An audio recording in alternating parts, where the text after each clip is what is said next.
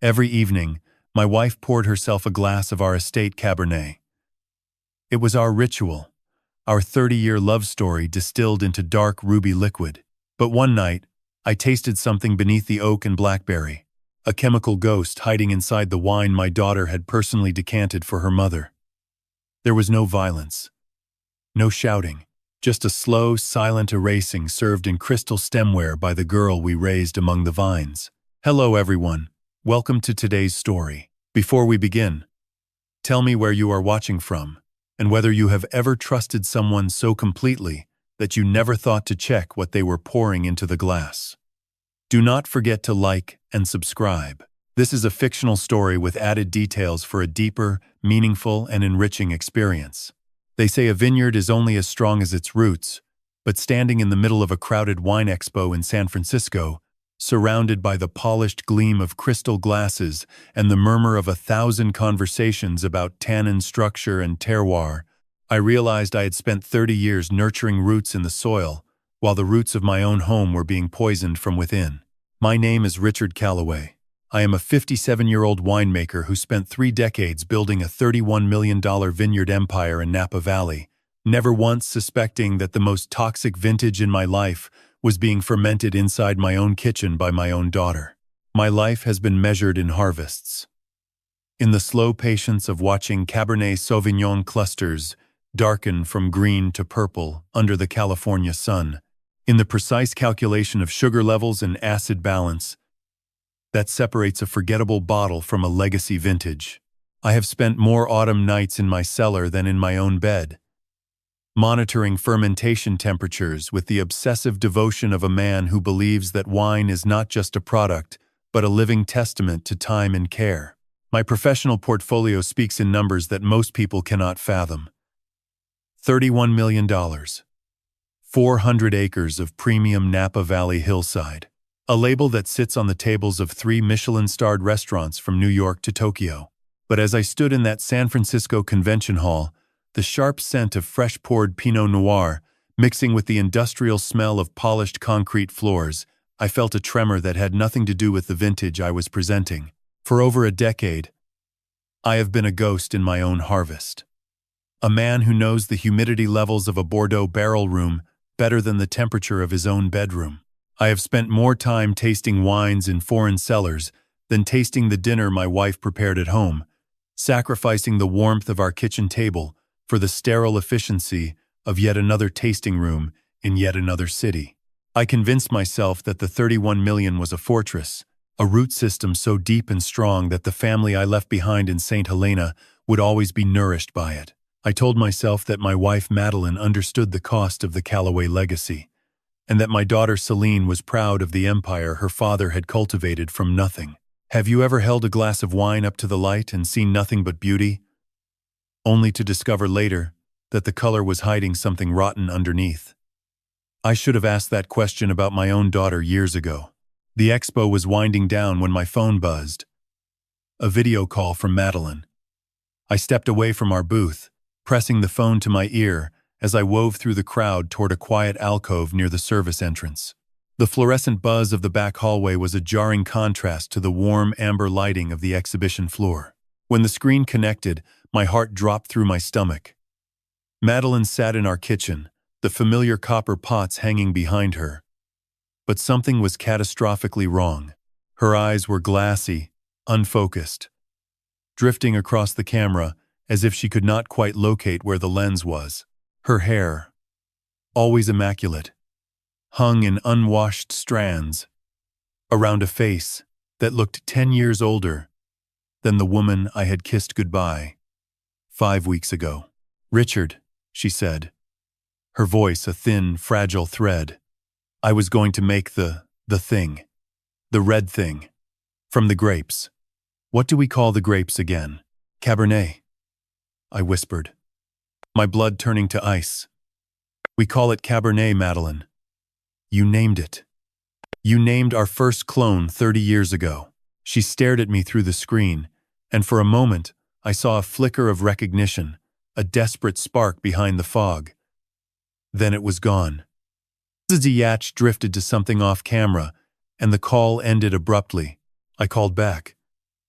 No answer. I called again. Nothing. My fingers found Celine's number. My daughter, 28. Brilliant. The marketing director of our vineyard, who had been running operations while I traveled. She answered on the second ring, her voice warm and measured. Dad, relax. Mom is just tired. She has been overdoing it in the garden. I have got it under control. Do not cut your trip short. The expo is too important for the new label launch. But something in her voice was wrong. A new quality I could not name. A smoothness that felt rehearsed. I pushed the doubt aside. Celine had always been the competent one, the one who handled everything while I chased the next harvest across another continent. I told myself to trust the stability of the home I had built. I hung up the phone and walked back toward the expo floor. But my feet did not carry me to the booth. They carried me to the parking garage. I threw my bags into the back of my truck, the metallic slam echoing off the concrete pillars, and pointed the hood north toward Napa. The drive from San Francisco to St. Helena is 70 miles. That night, it felt like 700. Highway 29, unspooled before me in the dark, flanked by the black silhouettes of dormant vineyards, their rows stretching into the hills like the ribs of something ancient and sleeping. The smell of eucalyptus and damp earth seeped through the vents, a scent that usually settled my nerves like a familiar vintage. Tonight, it carried something sour underneath. I replayed Madeline's face in my mind. The woman who had co-founded Callaway Estate with me. The woman whose palate was so refined she could identify a single vineyard by smell alone. That woman had forgotten the word Cabernet. It was not possible. It was not natural. Something was being done to her. I pulled into our driveway at midnight. The estate was dark. No porch light. No warm glow from the kitchen where Madeline usually left a single lamp burning for my return. Only a faint flicker from the cellar entrance, and the front door carried a scent that did not belong. A man's cologne. Sharp, expensive, and utterly foreign to the home I had built with my own hands. I pushed the front door open, and the silence hit me like a wall of cold air. The house smelled wrong. Not the lavender and cedar that Madeline had maintained for 3 decades, but a sharp medicinal tang layered beneath that foreign cologne. Antiseptic and stale chamomile tea. The smell of a clinic, not a home. I dropped my bag on the hallway tiles, the thud swallowed by a darkness that felt deliberate. The kitchen light was off. The living room was off. Even the small reading lamp Madeline always left burning by the window, the one she called her lighthouse for when I came home late from the cellar, was dark. Someone had turned off every light in this house, like they were sealing a tomb. I moved through the hallway, my boots barely making a sound against the hardwood. My hand found the wall switch, but nothing happened. The bulb had been removed. Not burned out. Removed. I felt the empty socket with my fingertips, and a chill crawled from my spine to the base of my skull. The staircase creaked under my weight as I climbed toward the master bedroom. A new electronic keypad glowed faintly on the doorframe, a blue LED light that had never been there before. Someone had installed a smart lock on my own bedroom door. I tried the handle. Locked. My wife was behind a door that I could not open in the house I had built with my own money and my own hands. I did not sleep that night. I sat in the guest room that smelled like fresh paint and industrial detergent, staring at the ceiling fan as it sliced through the air in slow, useless rotations. Every sound in the house was amplified. The hiss of the HVAC system, the distant groan of settling wood, and sometime around 2 a.m, the soft click of the master bedroom lock, followed by footsteps. Heavy, male, deliberate.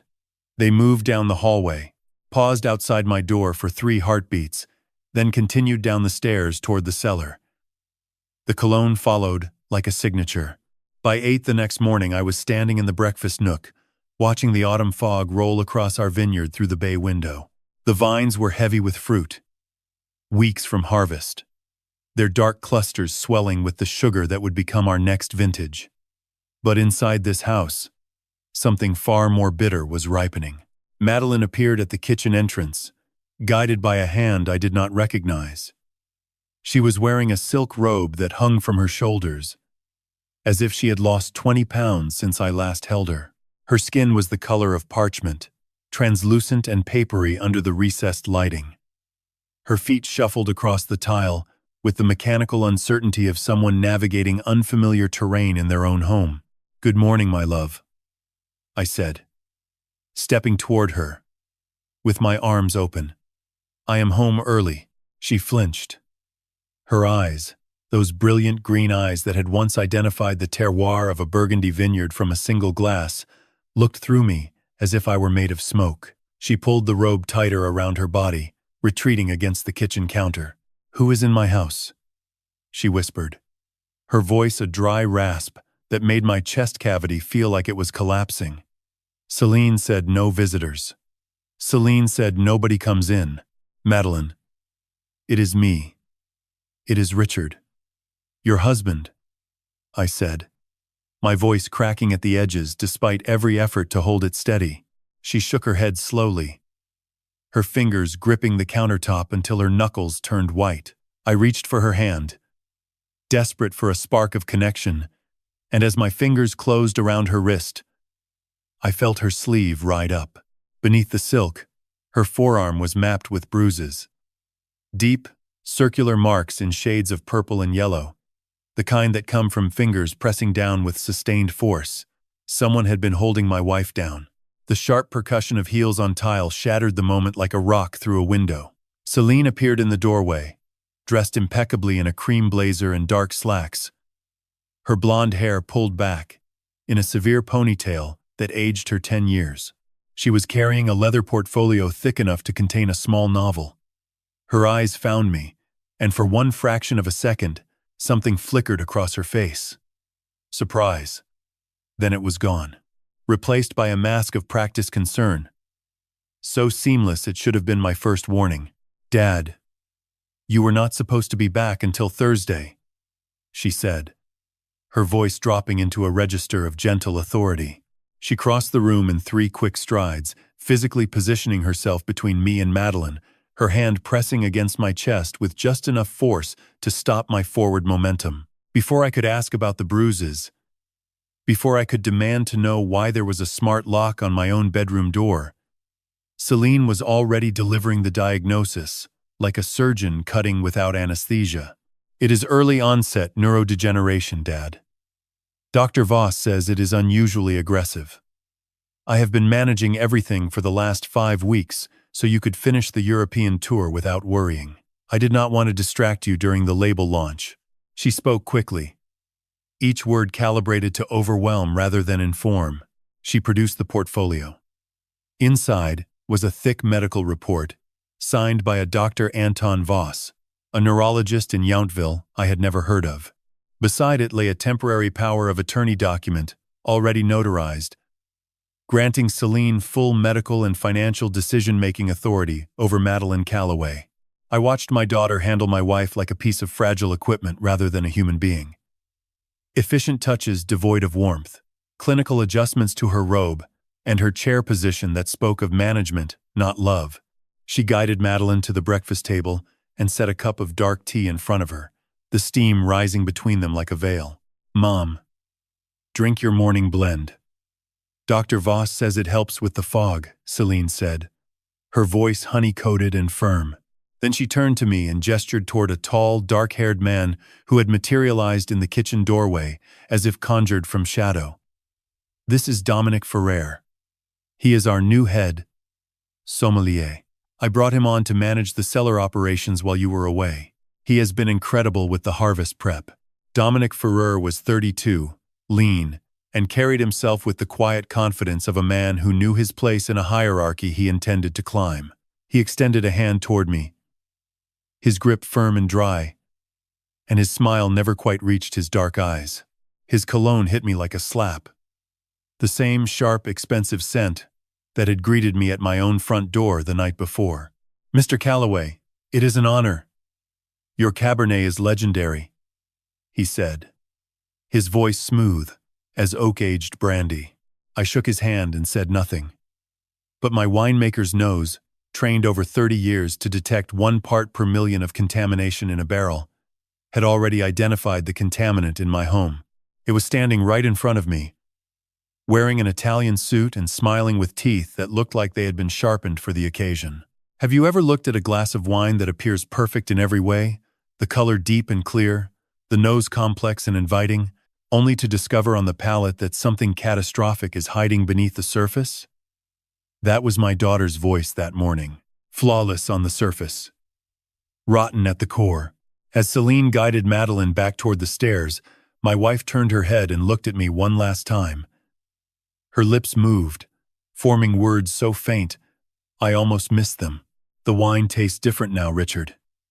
Everything tastes like metal." Then she was gone, swallowed by the staircase and the electronic beep of that lock I could not open.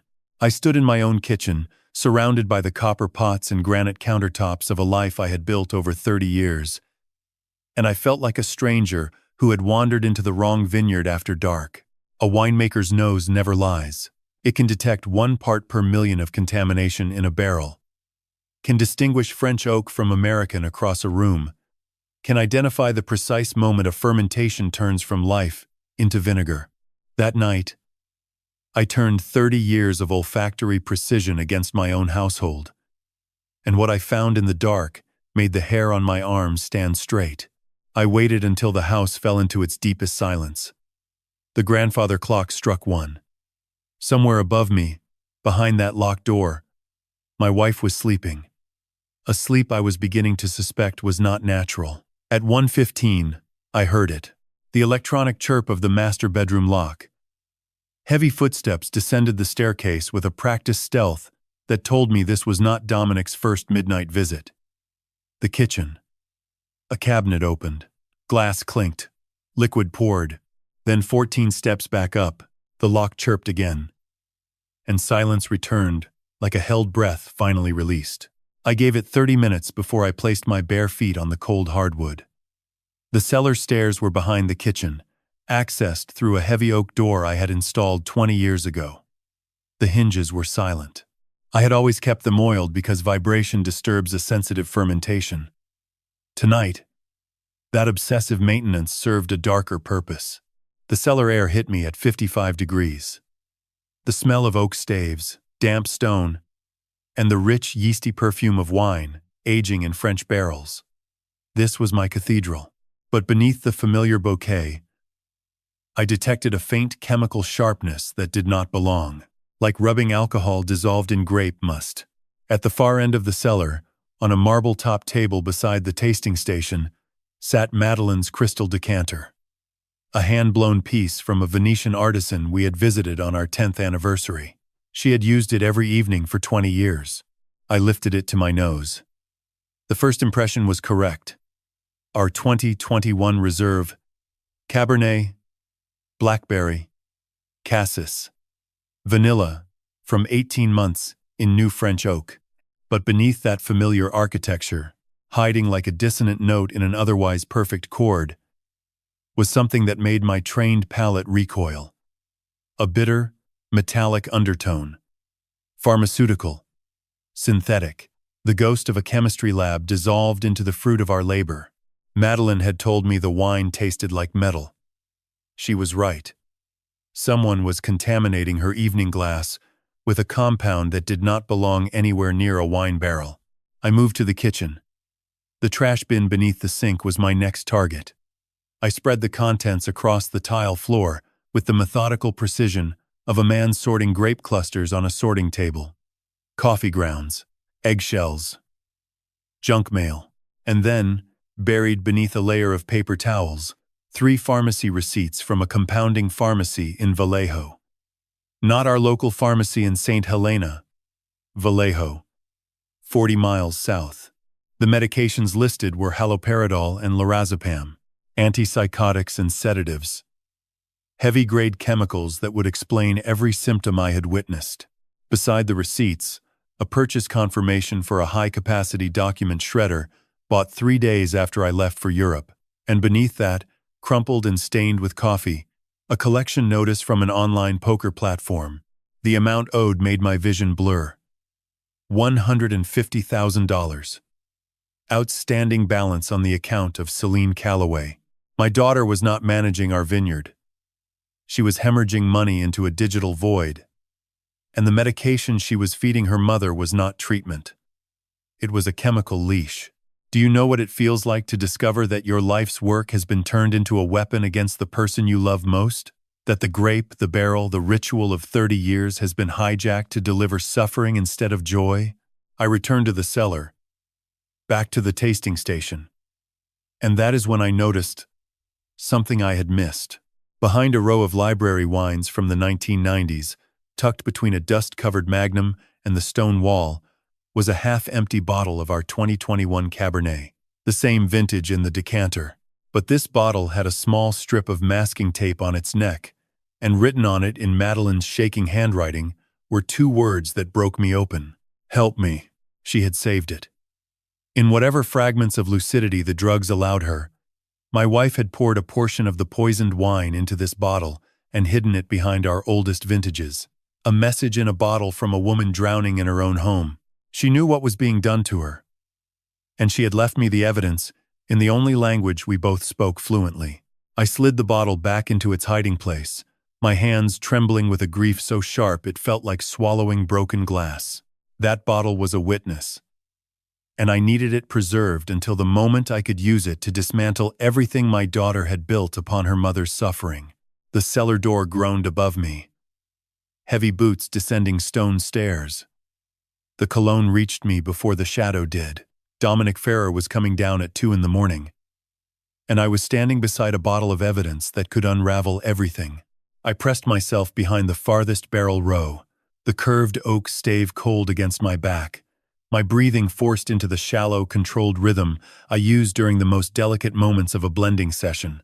Through the gap between barrels, I watched Dominic select a fresh bottle of Cabernet, tuck it under his arm, and turn back toward the stairs without pausing. His footsteps were unhurried, confident, the stride of a man who believed he owned this space. As his shadow disappeared, I heard him whistle. A low, careless tune.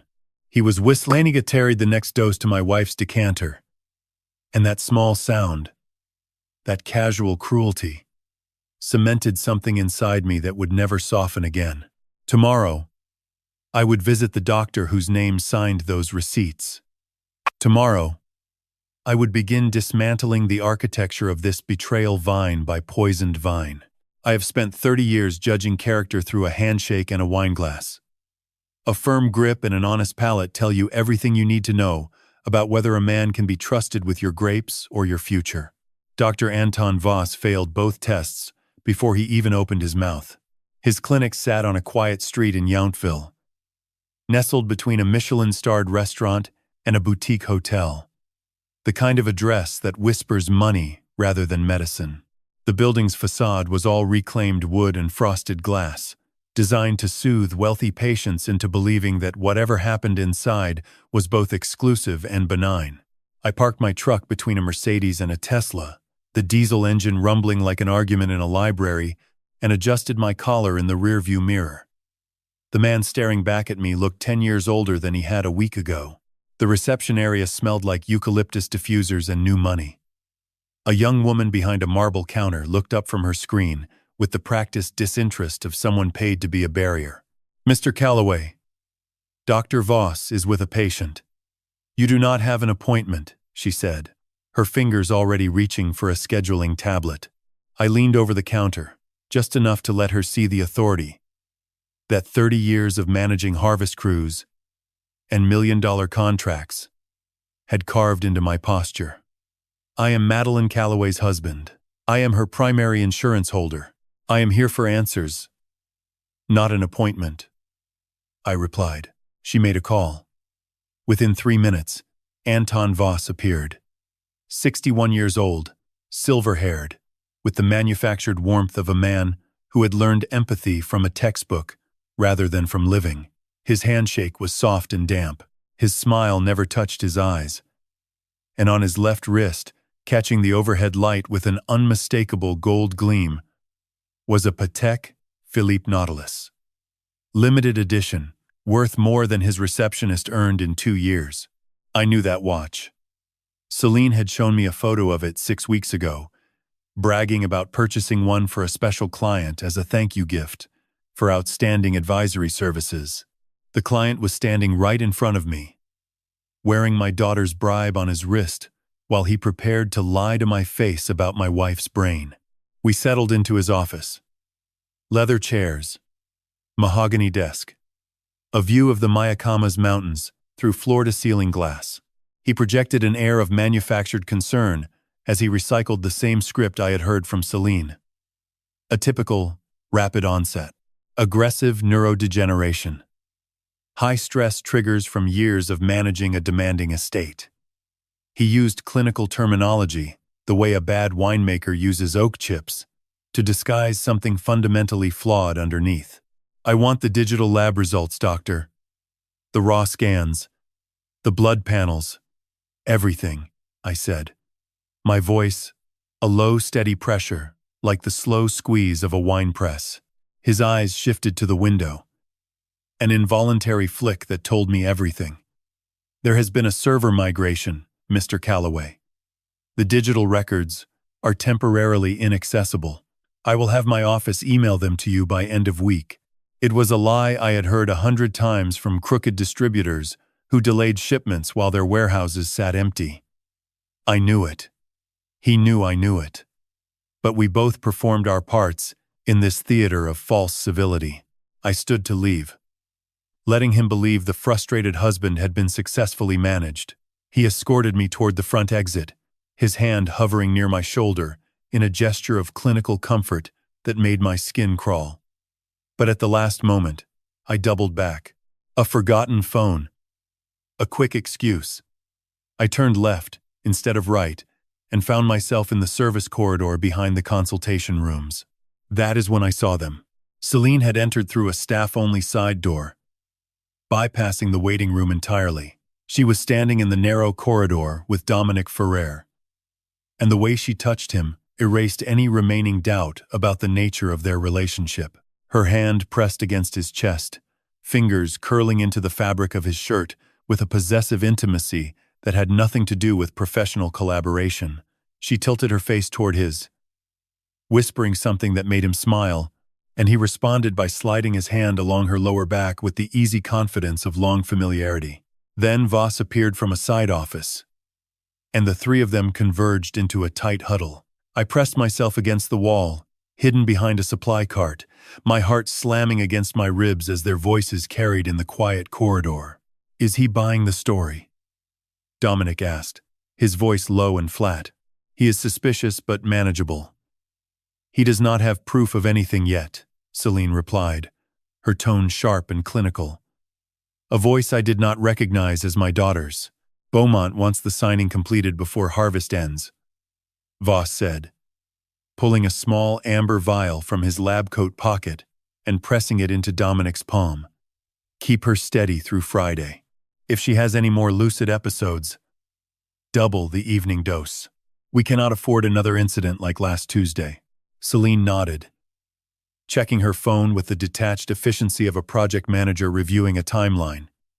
"And my father? I will adjust his wife's chart to show acceleration.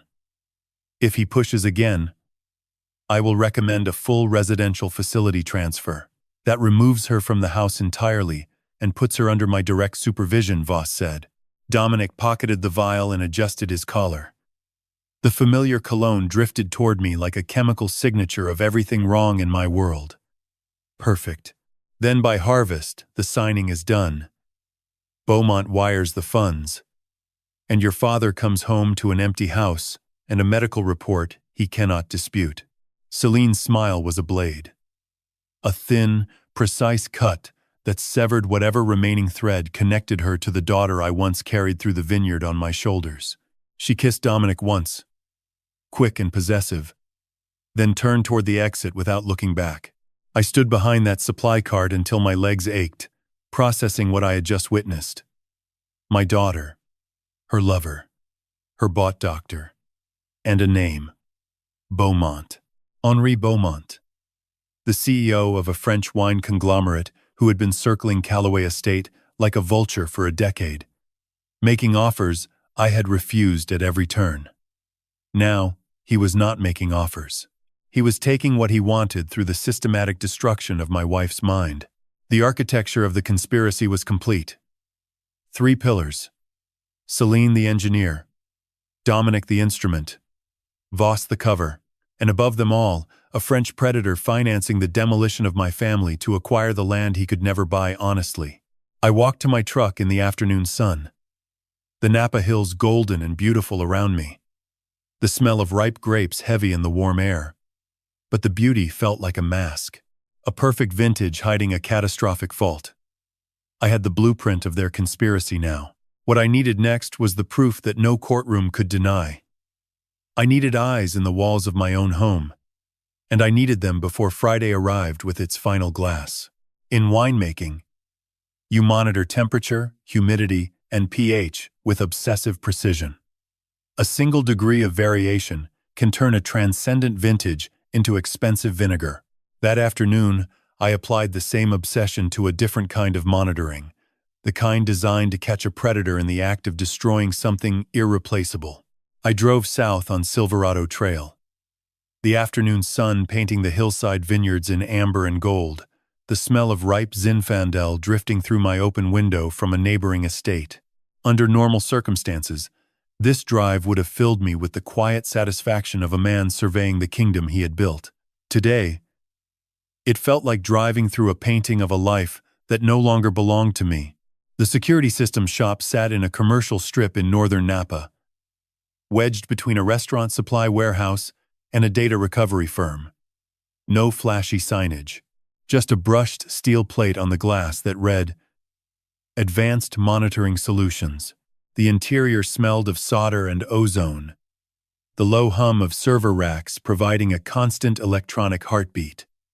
Rows of cameras, sensors, and encrypted hard drives lined the walls like weapons in an armory. A young technician with wire-rimmed glasses looked up from a circuit board as I entered. I did not wait for pleasantries. I need a full property surveillance upgrade. Remote access. Encrypted cloud storage. No visible indicator lights. The units need to blend into existing infrastructure. I am protecting a high-value wine cellar, and I cannot have any equipment that might alarm my staff, I said, my voice carrying the flat authority of a man who has managed crews of 50 for 3 decades. He nodded, reaching for a catalog. Then he paused, studying my face. You are Richard Callaway, Callaway Estate.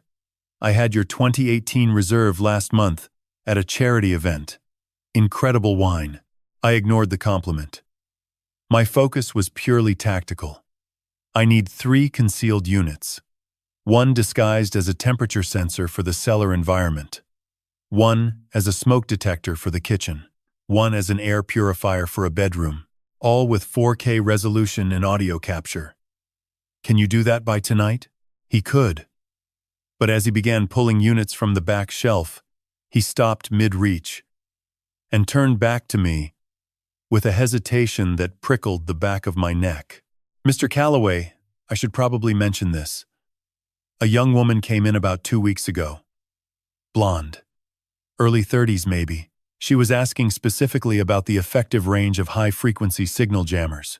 Wanted to know if they could block camera transmissions within a residential property. I thought it was unusual at the time, but I did not have a reason to flag it until now. My skin went cold. Celine had been here 2 weeks ago. While I was in Bordeaux tasting barrel samples, my daughter was researching how to blind any surveillance I might install. She had anticipated this move before I even knew there was a fight. The predator had been hunting me while I was still unaware I was prey. Have you ever felt the hair on your neck rise when you realize the person you are trying to outmaneuver has already mapped your next 3 steps? That was the sensation crawling through my body as I paid for the equipment in cash from a reserve I kept for harvest emergencies. No digital trail, no credit card statement for Celine to monitor through the family accounts she clearly controlled. I loaded the black duffel bag into the bed of my truck. the weight of the cameras feeling heavier than a full barrel of reserve Cabernet. As I circled the vehicle to check the tire pressure, a habit from decades of hauling grape bins on rural roads, something caught my eye. A small black rectangle, no larger than a matchbox, adhered to the inner lip of my rear wheel well with a powerful magnet, a GPS tracker, fed by a lithium battery, broadcasting my location to whoever held the paired receiver. My daughter had not just occupied my house. She had turned my own vehicle into a leash. I did not smash it. A winemaker knows that patience is the difference between a good wine and a great one. I scanned the parking lot and spotted a FedEx delivery truck idling near the warehouse loading dock, its engine rumbling as the driver sorted packages inside. I walked over casually, crouched beside the rear axle, and transferred the magnetic tracker to the truck's chassis with a single deliberate motion. Follow that truck to Sacramento, Celine. I am going dark. Back in my own truck, I pulled out my phone and dialed the one person inside my estate I still trusted. Lucas Varga, 34 years old, vineyard manager for 8 years. A man who knew every vine row, every irrigation valve, every tool shed on the property. More importantly, a man whose loyalty was rooted in the same soil as mine. He answered on the first ring. Lucas, I need to talk. Not on the estate. Meet me at the equipment barn on the south parcel in 20 minutes. He was silent for a beat. Then, in a voice that carried the weight of someone who had been holding a secret too long, he said, I have been waiting for you to call. Mr. Calloway, something is very wrong up at the house. We met in the corrugated metal barn that housed our harvest equipment. The smell of diesel and grape must hung in the air. Familiar and grounding. Lucas stood beside the sorting conveyor, his arms crossed, his face tight with a tension I had never seen in him.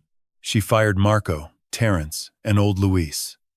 All three within a week of you leaving, he said without preamble. Anyone who had been here more than 5 years, anyone who might notice something wrong with Mrs. Calloway, she replaced them with people I have never seen before.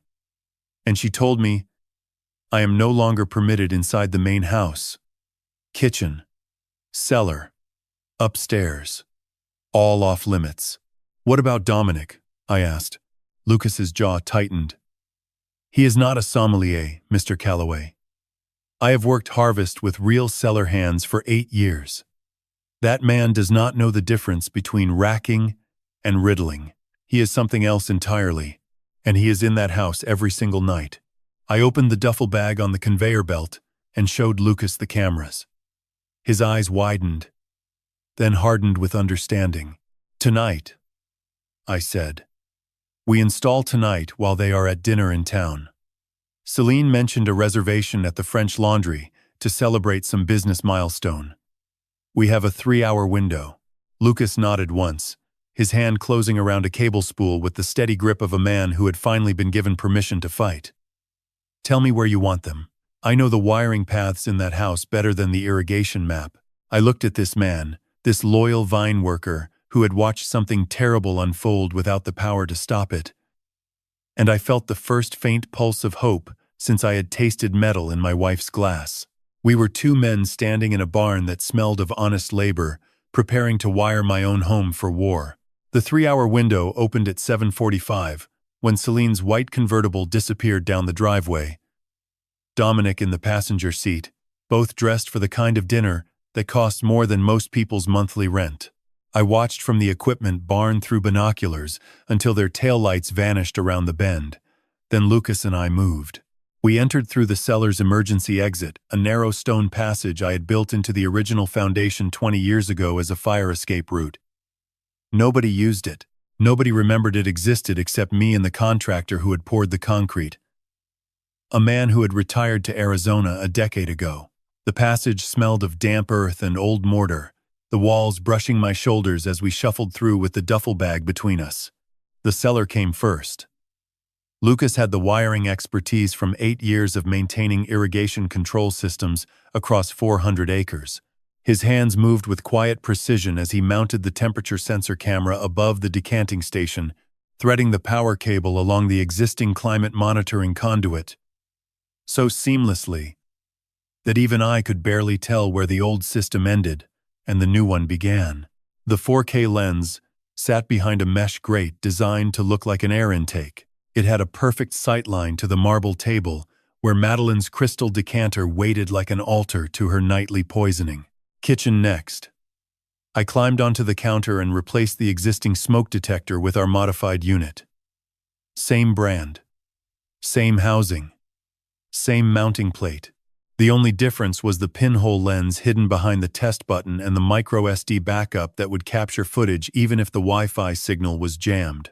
I positioned it to cover the entire prep area, the breakfast nook, and the wine cabinet where Dominic selected his nightly bottles. Then upstairs. This was the dangerous part. The master bedroom. Madeline's prison. The smart lock on her door required a code I did not have, but Lucas had spent years maintaining the HVAC system throughout the house. He knew that the return air vent above the bedroom door connected to a service crawl space that ran the length of the hallway ceiling. We removed the vent cover, and I pulled myself into the narrow space, the sheet metal groaning softly under my weight, the smell of dust and insulation fiber filling my nose. I dropped into the bedroom through the walk-in closet, landing softly on a carpet that still smelled faintly of Madeline's perfume beneath the oppressive medicinal odor that now dominated the room. She was asleep. Her breathing was shallow and mechanical, the rhythm of someone sedated rather than resting. I wanted to wake her, to gather her in my arms and carry her out of this chemical cage. But I could not. Not yet. Not without proof that would hold in a courtroom. The air purifier sat on her nightstand, a white rectangular unit that had been there for years. I opened its housing with a micro screwdriver, fitted the 4K lens into the existing ventilation slot, and connected the power lead to the unit's internal circuit. The camera would run as long as the purifier was plugged in, capturing everything that happened within 6 feet of my wife's bed. While I worked, my fingers brushed against the nightstand drawer. It was slightly ajar, a detail that would mean nothing to most people. But I knew Madeline. She was meticulous. Every drawer aligned, every surface clean. This drawer had been opened recently and closed in haste. I slid it open. Inside, beneath a silk sleep mask and a bottle of the lavender oil she no longer wore, was a manila folder. I opened it and felt the blood drain from my face. It was a draft purchase agreement. Callaway Estate Vineyard. $31 million. Buyer. Beaumont Vintners International. Represented by Henri Beaumont, CEO. The signatures at the bottom made my vision narrow to a tunnel. Richard Callaway. Typed, but unsigned. And beneath it, Madeline Callaway. Signed. The handwriting was hers, but wrong. Shaky. Inconsistent. The pen strokes of a woman whose motor control was being chemically dismantled while someone guided her hand across the page. They had forced my wife to sign away our life's work while she was too drugged to understand what the paper meant. The vineyard. The land. The cellar. 30 years of labor reduced to a forged signature on a document that would make Henri Beaumont the owner of everything I had built from nothing. I checked the study safe next. The combination had always been our wedding date. June 15th, 1994. I entered the 6 digits. The lock did not respond. Someone had changed it. The original deed, the real contracts, the estate's founding documents were all inside that vault, and I could no longer reach them. I photographed the purchase agreement, returned it to the drawer exactly as I had found it, and pulled myself back up into the crawl space. Lucas was waiting in the hallway, his face tight with urgency. Her car just turned onto the main road. "We have maybe 8 minutes," he whispered. We moved fast.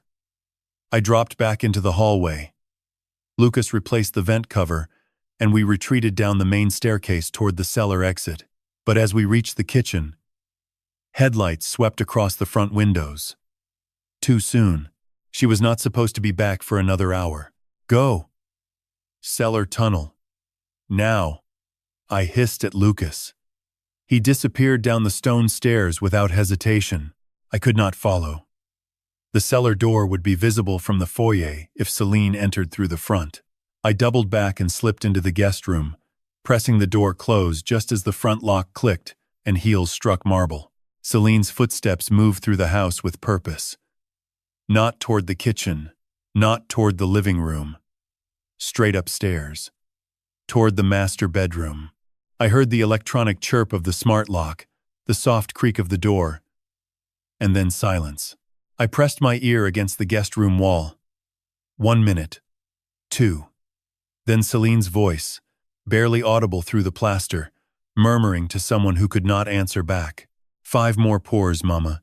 5 more glasses, and then it will all be over. You will not have to taste anything ever again. The bedroom lock chirped. Heels descended the stairs. The front door opened and closed. The convertible engine purred back to life in the driveway, and then she was gone again, returning to her dinner, returning to her champagne and her lover and her timeline. 5 pours, 5 glasses, 5 doses of poisoned wine, standing between my wife and whatever final act Celine had planned for when the signing was complete. I lay on the guest room bed, staring at the ceiling. The air purifier camera in the next room blinking its silent green confirmation into the darkness. The eyes were in place. Now I needed to become invisible long enough to let them see what I already knew was coming. The hardest performance of my life was not the time I presented a faulty vintage to 300 critics in New York and called it experimental. It was not the year I stood before my bank and convinced them to extend a loan on a harvest that frost had already killed. The hardest performance was kissing my wife goodbye that morning, knowing that the glass of tea sitting in front of her was laced with something designed to erase her mind, and walking out the door as if everything was fine. I came downstairs at 7:30, dressed for travel, my overnight bag slung over my shoulder with the casual weight of a man whose biggest concern was a delayed flight. The kitchen was already occupied. Dominic stood at the counter in a pressed linen shirt, preparing what he called Madeline's morning wellness blend. A dark amber liquid in a ceramic cup, steam curling upward like a question mark. He measured something from a small brown bottle into the cup with a precision that belonged in a laboratory, not a kitchen. Then he stirred it with a silver spoon, 3 clockwise rotations, and carried it to the table where my wife sat wrapped in a cashmere blanket. Her eyes half focused on a window she no longer seemed to see through. "Good morning, Mrs. Calloway. Your blend is ready. Nice and warm for you," he said, his voice coated with that practiced tenderness that now made my stomach turn. Madeline accepted the cup with both hands, her fingers trembling around the ceramic. She did not look at him.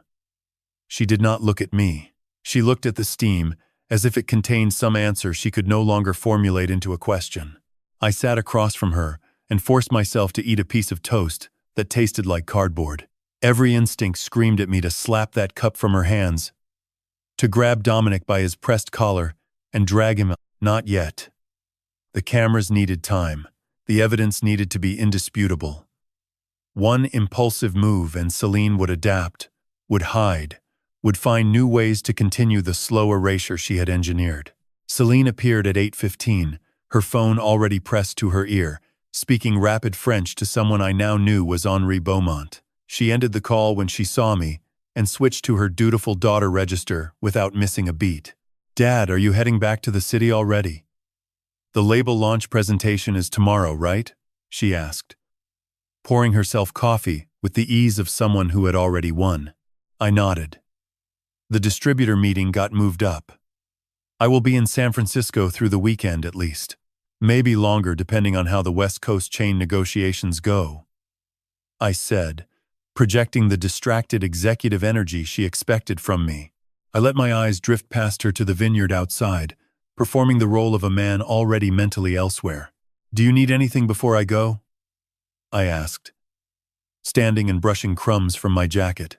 Celine shook her head, her smile warm and solicitous. "We are fine, Dad. Mom had a good night. Dominic has been wonderful with her routines. Do not worry about us. Focus on the launch." I walked to Madeline. bent down, kissed her forehead. Her skin was cool and dry, like parchment left in a cellar too long. Her pulse fluttered beneath my lips, rapid and shallow. The chemical smell of whatever Dominic had stirred into her tea clung to her breath. I wanted to whisper something. A promise. A warning. But Celine was watching. And Dominic was watching.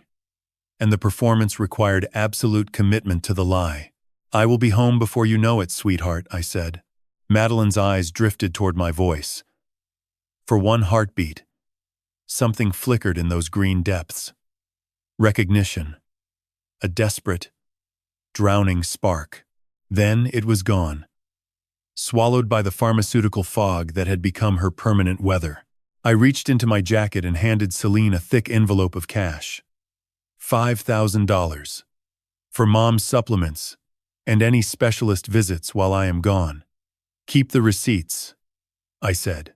I watched her fingers close around the envelope with a subtle twitch of greed she could not quite suppress. The money disappeared into her blazer pocket, faster than wine disappears at a free tasting. "Of course. Dad. Every penny accounted for," she replied. "Have you ever had to smile at the person dismantling your world while handing them the tools to continue?" That drive down the driveway was the longest quarter-mile of my life. I watched the estate shrink in my rearview mirror. The golden vines catching the morning sun, the stone facade of the house that held my wife prisoner growing smaller until it vanished behind the oak trees lining our private road. I drove to San Francisco. Checked into a hotel near Union Square. Closed the blackout curtains. Sat on the edge of the bed in the artificial darkness.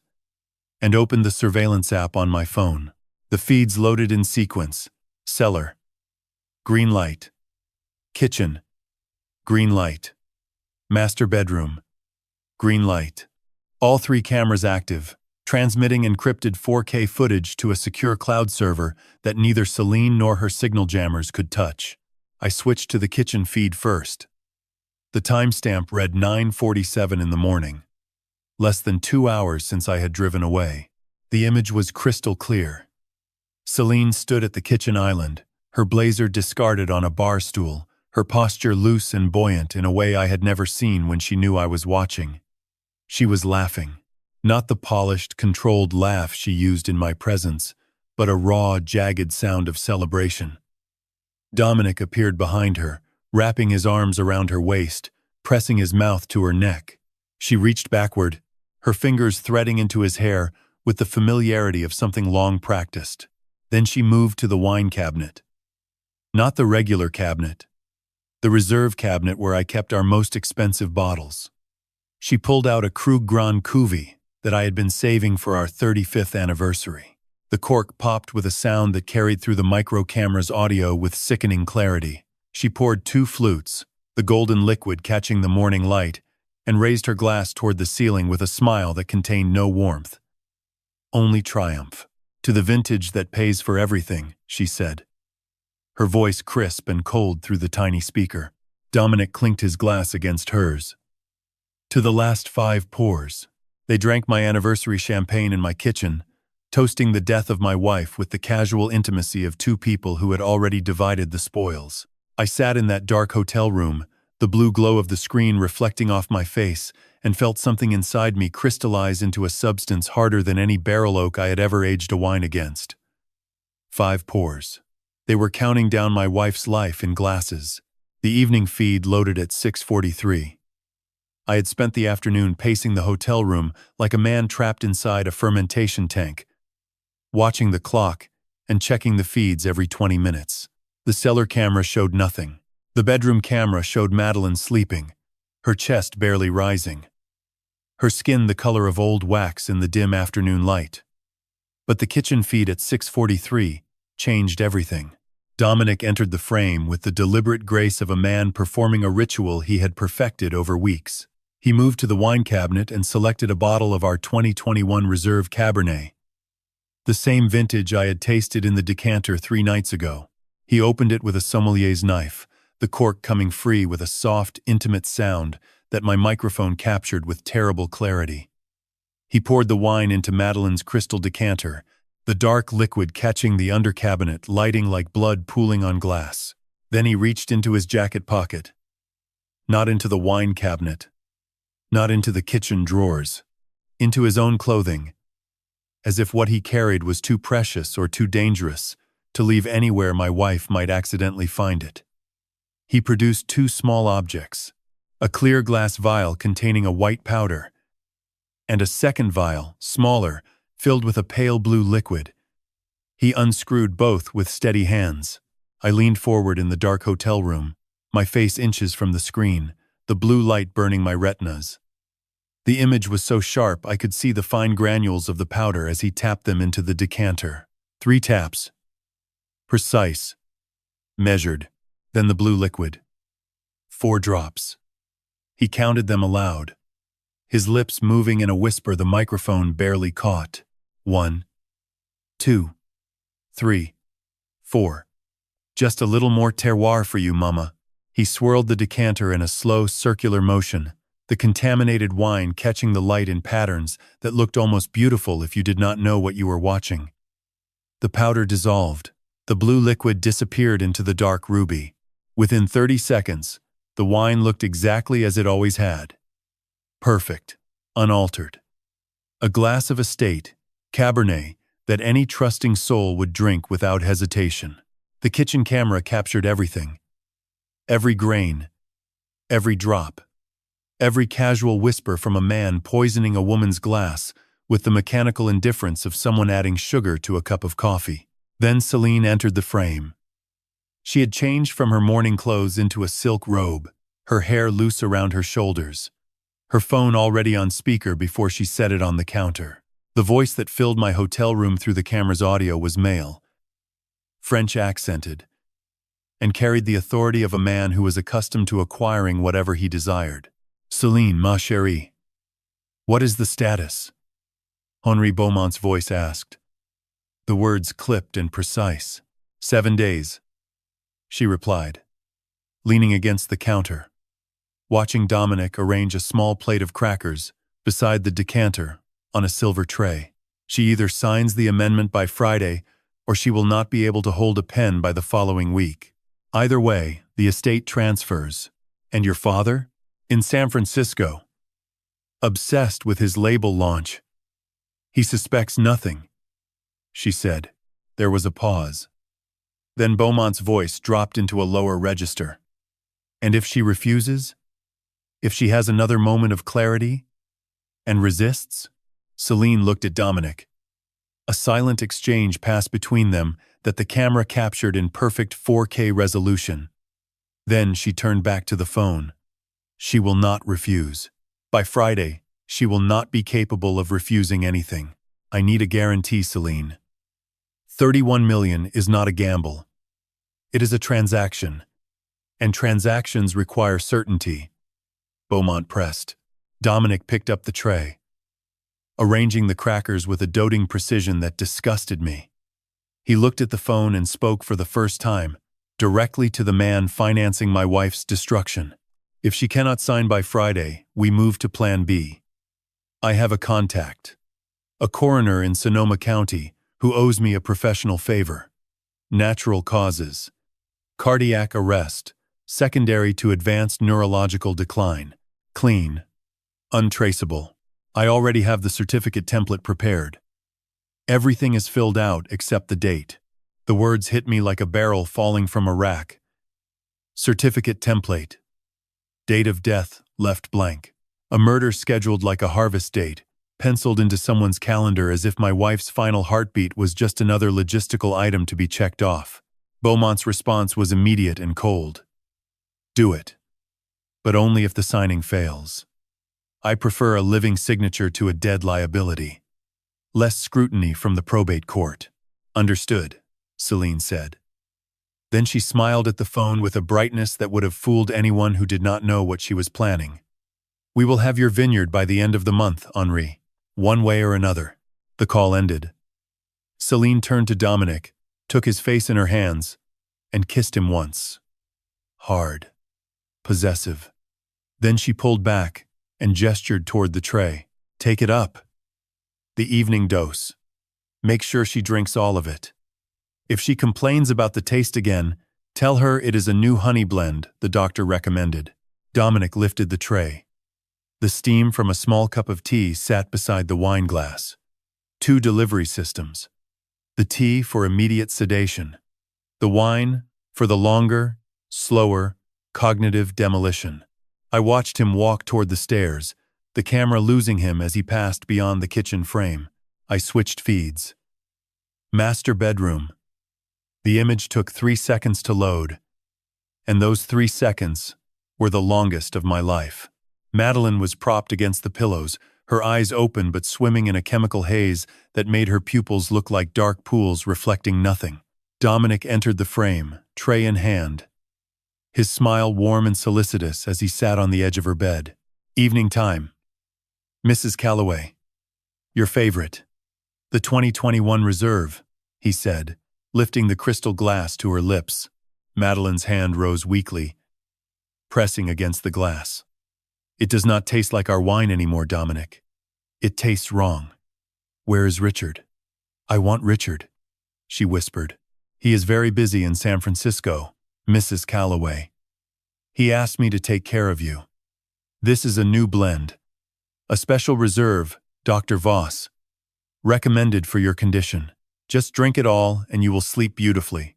I watched my wife close her eyes and drink. The dark wine left a faint residue on her lips as she drained the glass. Within 15 minutes, her head lolled back against the pillows. Her eyelids fluttered once, twice, and then she was gone. Not dead, but gone in a way that was perhaps worse. Present in body, erased in mind. 7 days. My wife had 7 days to live, measured not in heartbeats, but in glasses of poisoned wine. I was 60 miles away in a dark hotel room, watching her disappear one sip at a time through a screen no larger than my hand. My thumb found the dial pad on my phone. I had not called Rachel Dunn in 4 years. Tonight, I would give her the vintage of a lifetime. In winemaking, the crush is the moment you break the grape to release what has been building inside all season. The pressure, the sugar, the potential, all liberated in a single violent act that transforms raw fruit into something that can be aged into greatness. That night, I made a phone call that would initiate a very different kind of crush. Agent Rachel Dunn answered on the 3rd ring. Her voice was exactly as I remembered it from 4 years ago, when we had worked together to dismantle a counterfeit wine ring that had flooded the West Coast market with fraudulent burgundy labels. Sharp, measured. The voice of a woman who had spent 2 decades putting people in cages and had never once lost sleep over it. Rachel. It is Richard Calloway, I said, my voice stripped of everything except purpose. I am sending you an encrypted link and credentials. Open the kitchen feed immediately. What you are about to see constitutes attempted murder in progress. The line was silent for 4 seconds. I counted them against the rhythm of my own heartbeat. Then I heard the click of a laptop opening, the faint tap of keys, and a sharp intake of breath that told me she had found the footage. Richard, is that a pharmaceutical compound being dissolved into wine? Her voice had changed. The professional distance replaced by something harder. Something predatory. Haloperidol and lorazepam at minimum. Possibly scopolamine. Administered nightly through my wife's glass of Cabernet by a man my daughter hired as a sommelier 6 months ago. I have 48 hours of footage showing the systematic chemical destruction of my wife's cognitive function and a recorded conversation in which they discuss an alternative plan involving a coroner in Sonoma and a pre-filled death certificate. I heard her chair creak as she leaned forward. The typing intensified. Then she said something that nearly knocked me off the edge of the hotel bed. Richard, we already have an open file on the buyer. Henri Beaumont. Beaumont Vintners International has been flagged by our Financial Crimes Division for 18 months. Wine auction money laundering. They use inflated lot purchases at charity auctions to move dirty money through legitimate accounts. Your daughter's vineyard sale is not just a real estate transaction. It is a laundry cycle. The $31 million is not Beaumont's money. It belongs to a European syndicate that uses wine as a cover for capital flight. The room tilted. This was not just a family crime. It was an international financial operation, using my wife's poisoning as the entry point into a money laundering machine that stretched across the Atlantic. Rachel continued, her voice now carrying the rapid-fire cadence of an agent who smelled blood. I am pulling Beaumont's communication logs now. Give me 2 hours. I need to brief my SAC and get federal jurisdiction confirmed. The attempted murder moves this from white-collar fraud into violent crimes territory. She paused. I heard more typing. Then her tone shifted into something quieter, more personal. Richard, your daughter, Celine Calloway. We have her financial records flagged as part of the Beaumont investigation. She did not just stumble into debt. She was targeted. I am showing a single weekend loss of $5.8 million at an offshore platform called VineBet. It was a rigged game, Richard. A honeypot designed specifically to trap wealthy heirs with access to high-value real estate. She lost everything in 48 hours, and Beaumont was waiting on the other side with an IOU and a plan. $5.8 million. Not $150,000.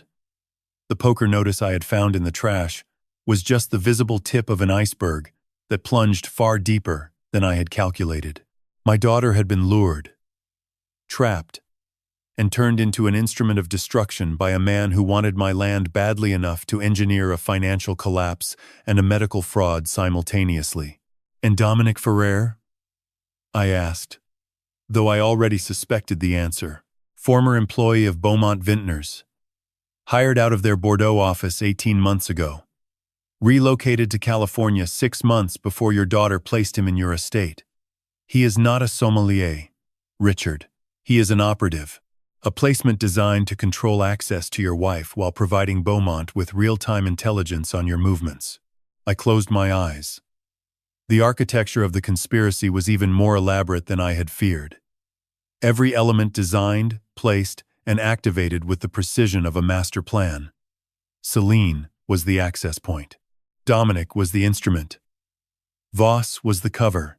And Beaumont was the architect sitting in Paris, pulling strings that stretched across an ocean to wrap around my wife's throat. How do we move? I asked, my mind already shifting into operational mode. If Celine sees a badge on that driveway, Dominic will empty whatever is in that syringe into my wife before your team clears the front steps. Rachel's response was immediate. Ghost extraction, no sirens, no visible approach. We bring a tactical medical team staged 2 miles out. You provide entry points and structural layout. We go in silent and we go in fast. I know that house, Rachel. I built it. There is a cellar tunnel on the south side that exits behind the equipment barn. No line of sight from any window. I can be inside the house 60 seconds before your team hits the front door. She was silent for a moment. Then, in a voice that carried both professional respect and genuine concern, she said, We move in 36 hours. I need time to coordinate with the medical team and get the warrant signed. Can your wife survive 36 hours? I looked at the bedroom camera feed. Madeline was motionless on the bed, her breathing shallow, her skin gray in the moonlight filtering through the curtains. The monitors I could not see were measuring a decline I could only watch. She has to, I said. We spent the next hour building the operational blueprint.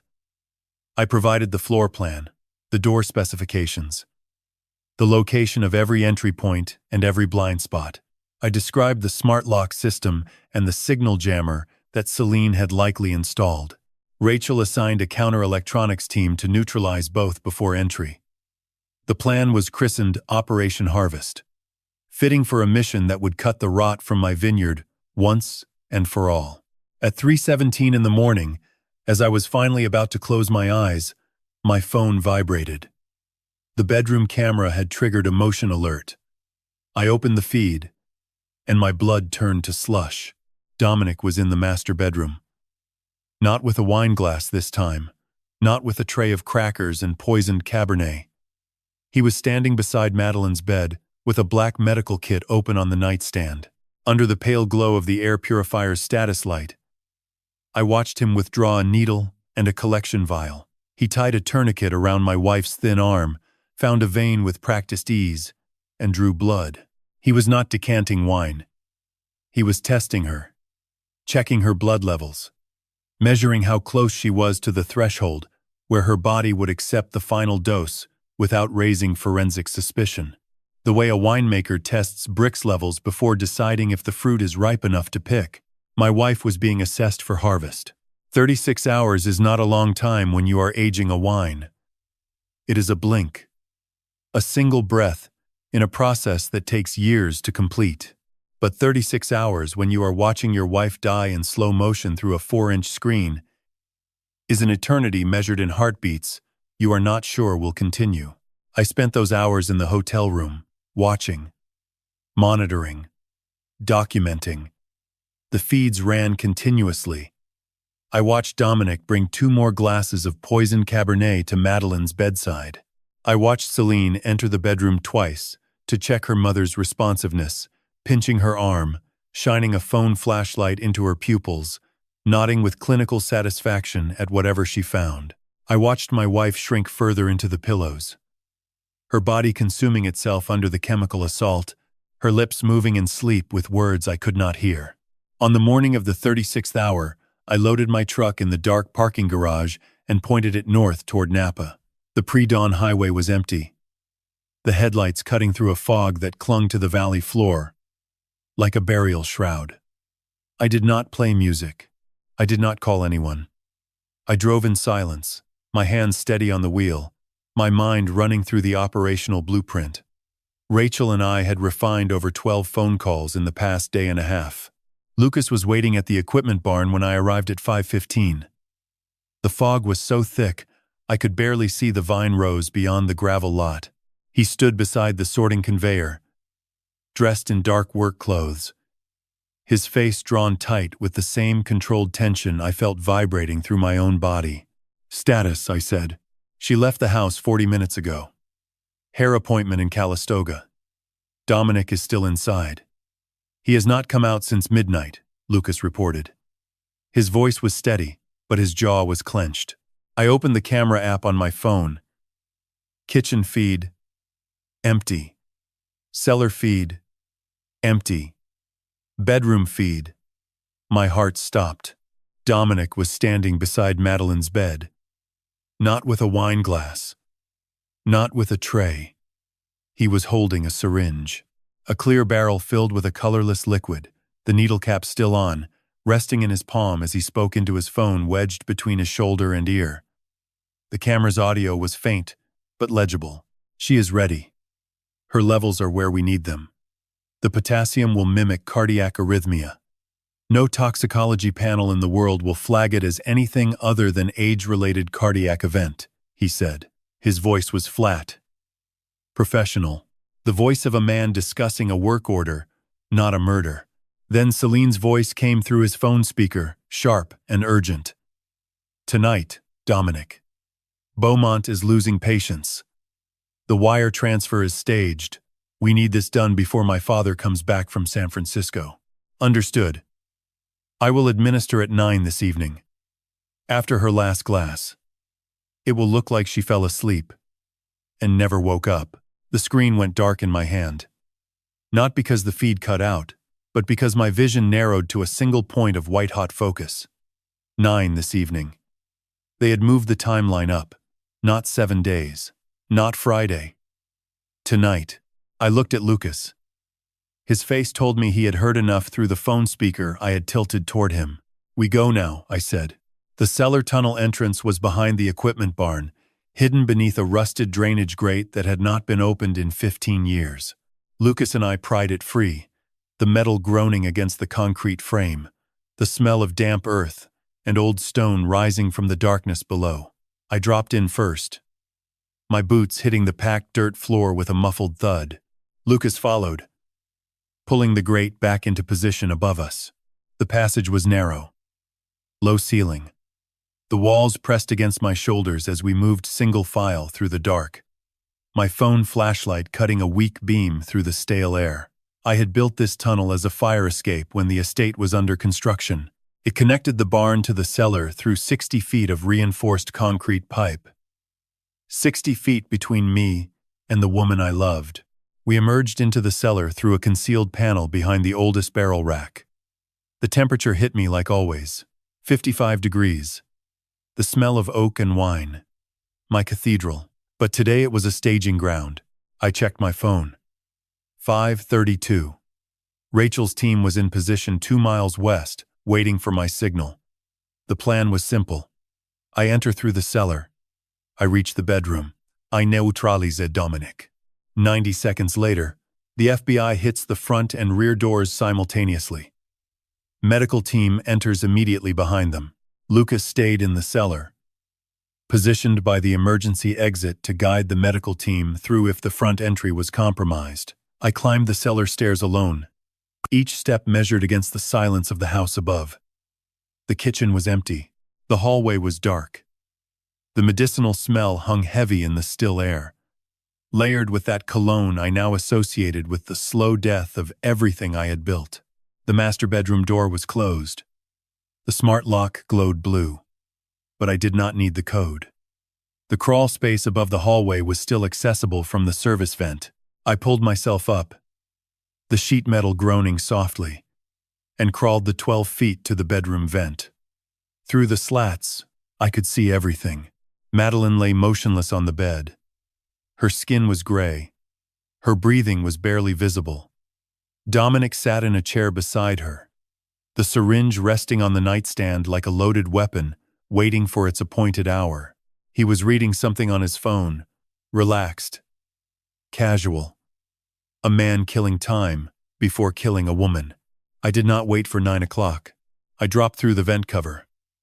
The metal clattered against the hardwood, and Dominic's head snapped up, his eyes wide with the shock of a predator who had never considered being prey. I was on him before he could reach the syringe. My hand closed around the neck of a bottle I had grabbed from the hallway display case on my way up. A 1994 Callaway Estate Reserve Cabernet. The year Madeline and I were married. The vintage that began everything. The bottle connected with Dominic's forearm as he lunged for the needle. Glass exploded. Dark wine sprayed across the white bedsheets like a baptism of fury. He screamed, clutching his arm, the syringe skittering across the nightstand and onto the floor. I kicked it under the bed and drove my shoulder into his chest, sending him backward into the dresser. The mirror cracked behind his skull. "Lucas," I roared, "now!" I heard footsteps thundering up from the cellar. Lucas appeared in the doorway within seconds, his heavy frame filling the space as he pinned Dominic against the wall with the same steady force he used to wrestle stuck valve handles in the irrigation system. Dominic thrashed once, twice, then went limp as Lucas pressed his forearm across the man's throat just firmly enough to communicate that resistance was futile. I turned to the bed. Madeline had not moved. Her eyes were closed. The wine from the shattered bottle pooled on the sheets around her like a dark halo. I pressed my fingers to her neck and felt a pulse, weak, thready, but present. I found her in the dark, the same way I had found our first ripe cluster 30 years ago in a vineyard that everyone said would never produce. Fragile, precious, almost lost. Sirens, distant but closing fast. The blue and red pulse of emergency lights swept across the bedroom ceiling through the curtains. Rachel's team was early. God bless them. They were early. The front door exploded inward with the force of a battering ram, the heavy oak splintering against the marble foyer like a cork blown from a bottle under too much pressure. The sound was immediate and absolute, a declaration that the house was no longer under Celine's control. Federal agents flooded the ground floor in a wave of dark windbreakers and tactical boots, their voices cutting through the silence with clipped commands that echoed off the stone walls. FBI. Nobody move. Hands where we can see them. The words bounced through the hallway and up the staircase like thunder rolling through a valley.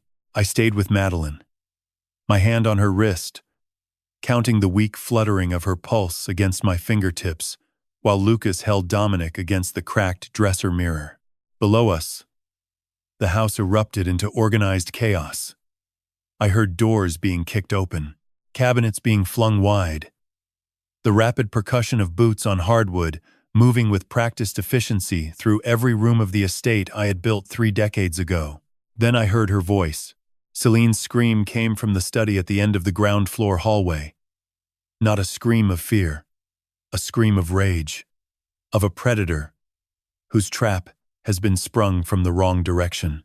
I moved to the top of the staircase, Madeline still visible through the bedroom door behind me, and looked down into the foyer. 2 agents were dragging Celine from the study, her silk robe torn at the shoulder, her bare feet sliding against the marble as she twisted against their grip. Behind her, through the open study door, I could see the source of the mechanical grinding sound that undercut her screaming. A document shredder, still running, its feed tray stuffed with papers that were only half consumed. On the desk, her laptop sat open, the screen displaying a file I could read even from the top of the stairs. Callaway liquidation. An inventory of everything my wife and I had built, itemized for auction. Her phone lay on the carpet beside an overturned chair, the speaker still active. A voice was shouting through it in rapid French. "Celine! Celine! What is happening? Answer me!" Henry Beaumont was listening to his empire collapse in real time from 4,000 miles away. "Get your hands off me. This is my house. This is my family's property," Celine screamed, her voice raw and shredded, her composure completely disintegrated. She was no longer the polished marketing director. She was an animal caught in wire, thrashing without strategy. Agent Rachel Dunn stepped through the front door with the calm authority of a woman who had orchestrated 100 raids and never once raised her voice above a conversational tone. She surveyed the chaos with cool blue eyes, spoke 2 words into her radio confirming the primary target was secured, then looked up at me standing at the top of the stairs. "Medical team is at the perimeter. Bring her down, Richard," she called. I went back into the bedroom, lifted Madeline from the bed. She weighed nothing. A vine stripped of its fruit, its leaves, its very life force. The wine-stained sheets fell away from her body as I cradled her against my chest, and I was staggered by how small she had become, how much of her had been consumed by the poison served in her own glass, in her own home, by her own child. I carried her down the staircase, through the foyer where agents were zip-tying Dominic's wrists behind his back, his face pressed against the cold marble, his Italian suit stained with our 1994 vintage, through the front door where the pre-dawn air hit my face like a cold compress. The ambulance was parked at the end of the driveway, its lights rotating in slow red and blue circles that painted the vineyard rows in alternating colors of emergency.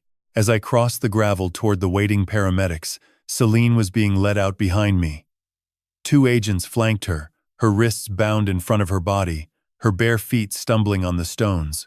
She saw me carrying her mother, and the screaming started again. But it was different now. Higher, more desperate. The sound of someone who has just realized that the structure they built is collapsing, and there is no exit. The vineyard is dying without me. I am the only one who knows the distributor contracts. You are going to let the harvest. ROT. She shrieked, her voice cracking on the last word.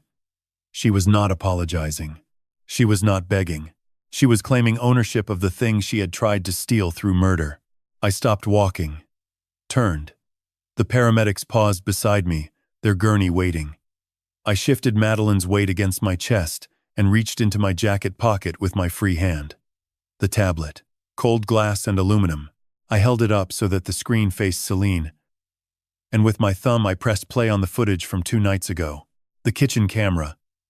4K resolution. Crystal clear.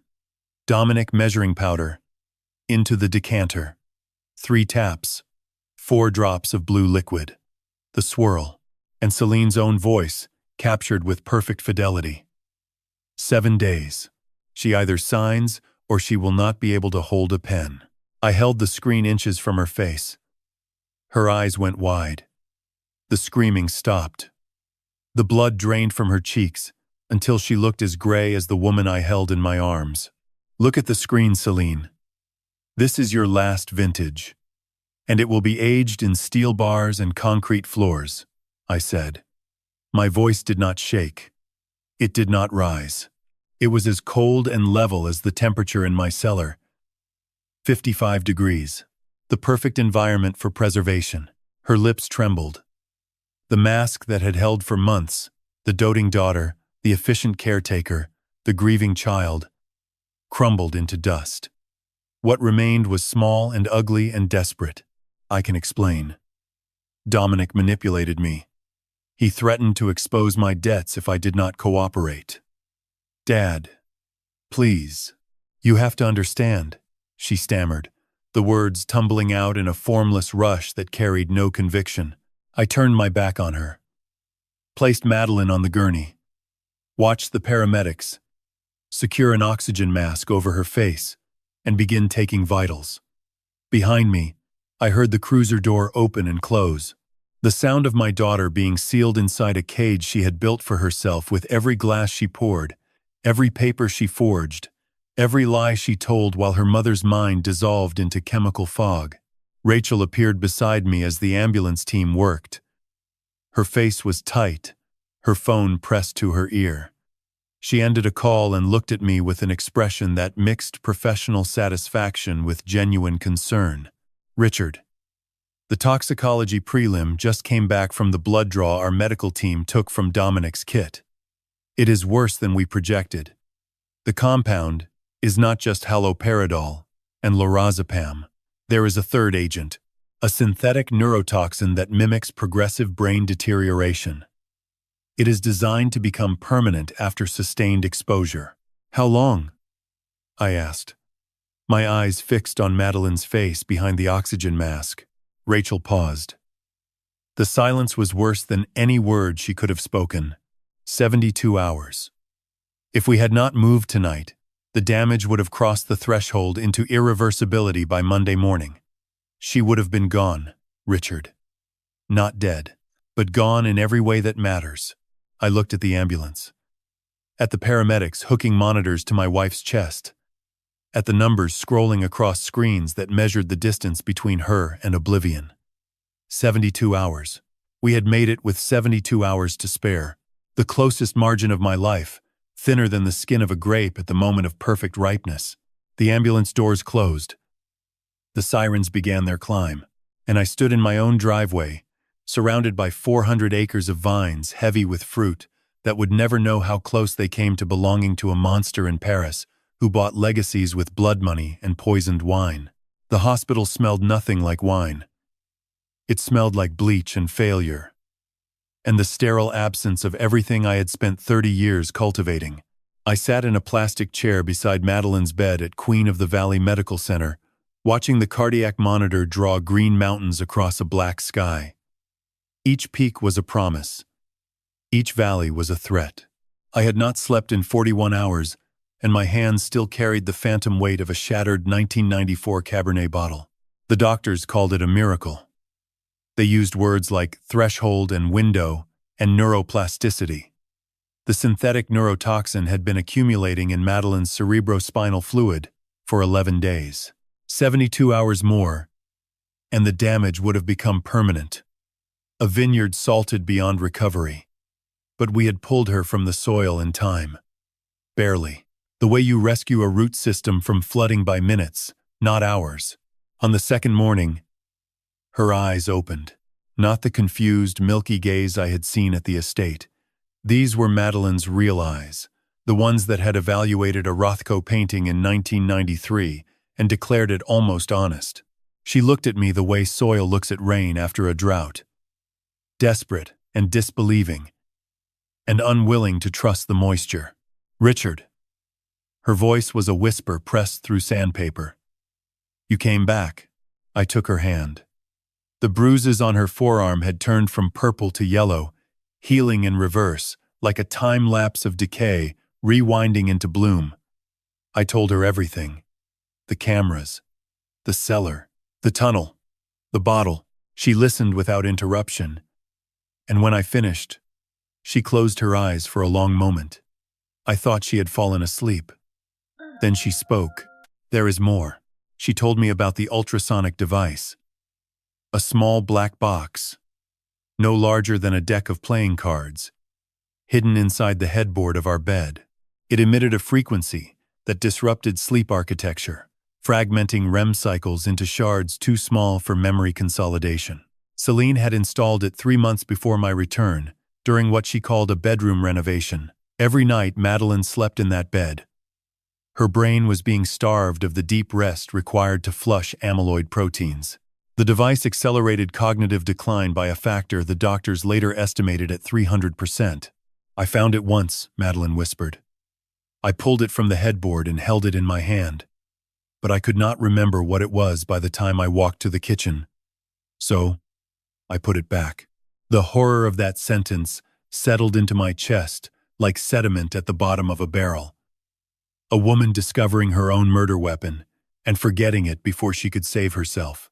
The vineyard had been engineered to rot from the inside, and the vine itself had touched the disease and lost the memory of touching it. Then she told me about the messages. Celine had accessed Madeline's phone every night while she was sedated. She sent text messages to friends, to her sister in Vermont, to her gallery colleagues in San Francisco, all written in Madeline's voice, all saying the same theme with minor variations. "I am happy. Richard is here. Celine is wonderful. Do not visit, I am resting." A digital quarantine constructed message by message, isolating Madeline from every human being who might have noticed her disappearance into chemistry. "She answered your calls too," Madeline said. "When you phoned from Europe, from Denver, from anywhere, Celine would hold the phone to my ear for 30 seconds. Let me say hello. Then take it away and finish the conversation herself. You were talking to your daughter for months, Richard." "Not to me." I felt the room tilt. Every phone call I had made from a hotel room, every reassurance I had accepted, every time I told myself, Madeline sounded tired but fine. It had been a performance.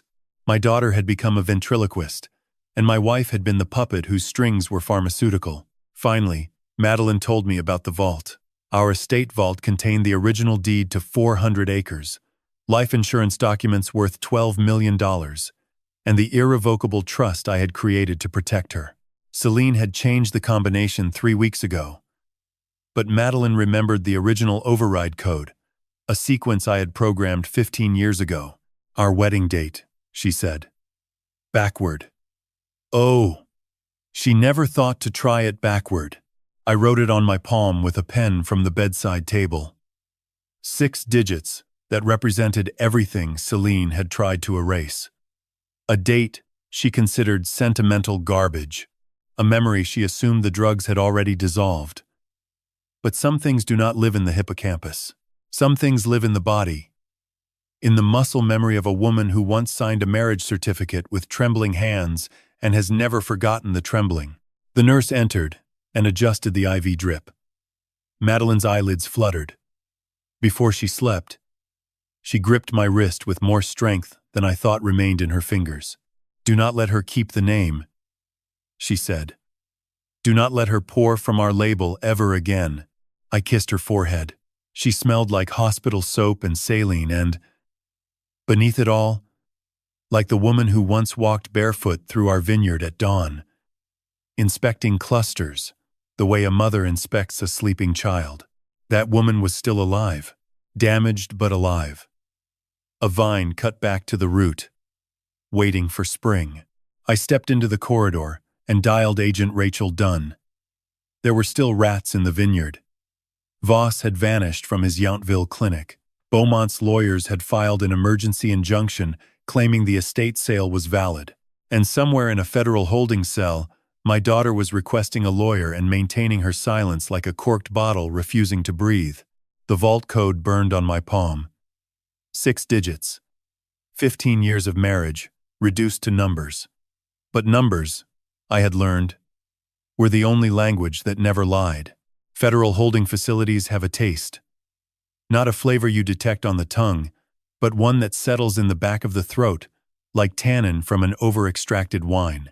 It is the taste of recycled air pushed through ancient filters, of concrete sweating beneath fluorescent tubes, of human desperation trapped in a ventilation system designed for efficiency rather than mercy. I tasted it the moment I walked through the security checkpoint at the Napa County Federal Detention Annex, and I knew immediately that my daughter belonged here. Agent Rachel Dunn had arranged the visit.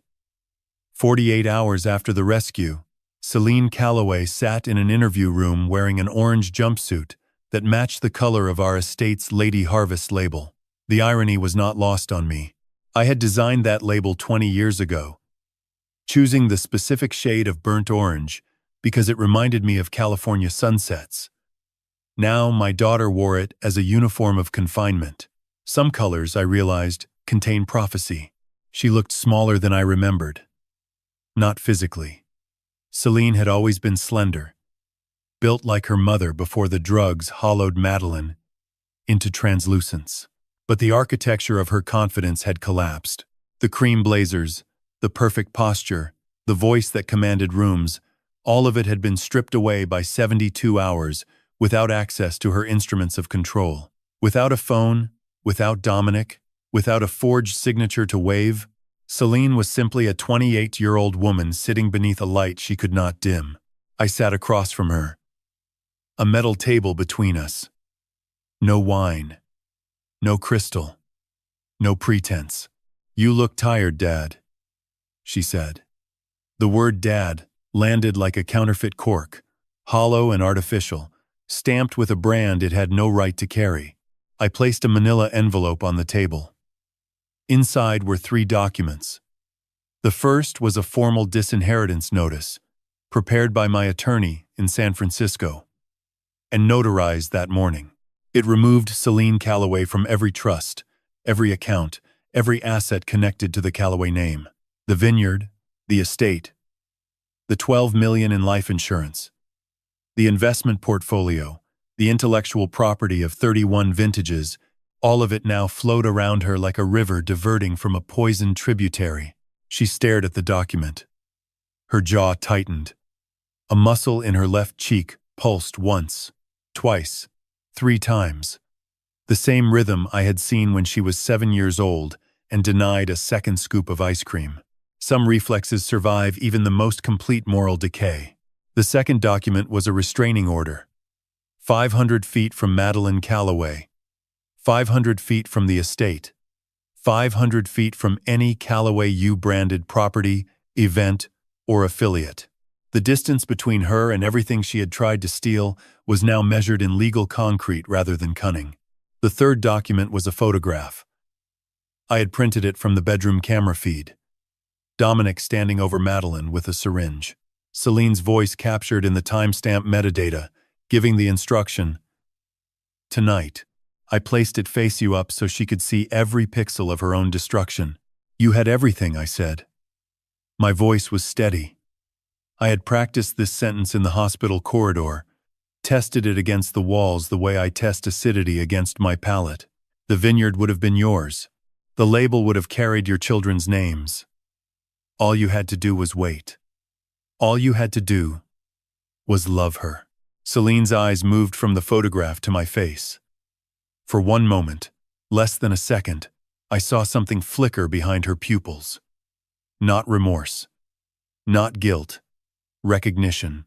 The recognition of a gambler who has watched the final card turn and understands that the mathematics are now absolute. "Dominic said it would be painless," she whispered. "He said she would simply forget and then sleep. He said it was kinder than watching her decay naturally." "You were not trying to be kind," I replied. "You were trying to be rich." She looked at the table. The fluorescent light hummed above us like a mechanical insect trapped in amber. I waited for tears. None came. I waited for an apology. The room offered only the sound of ventilation pushing recycled guilt through aluminum ducts. "The 5.8 million, I said. "Vine bet. That was the vintage that rotted you, was it not? Not greed for the estate.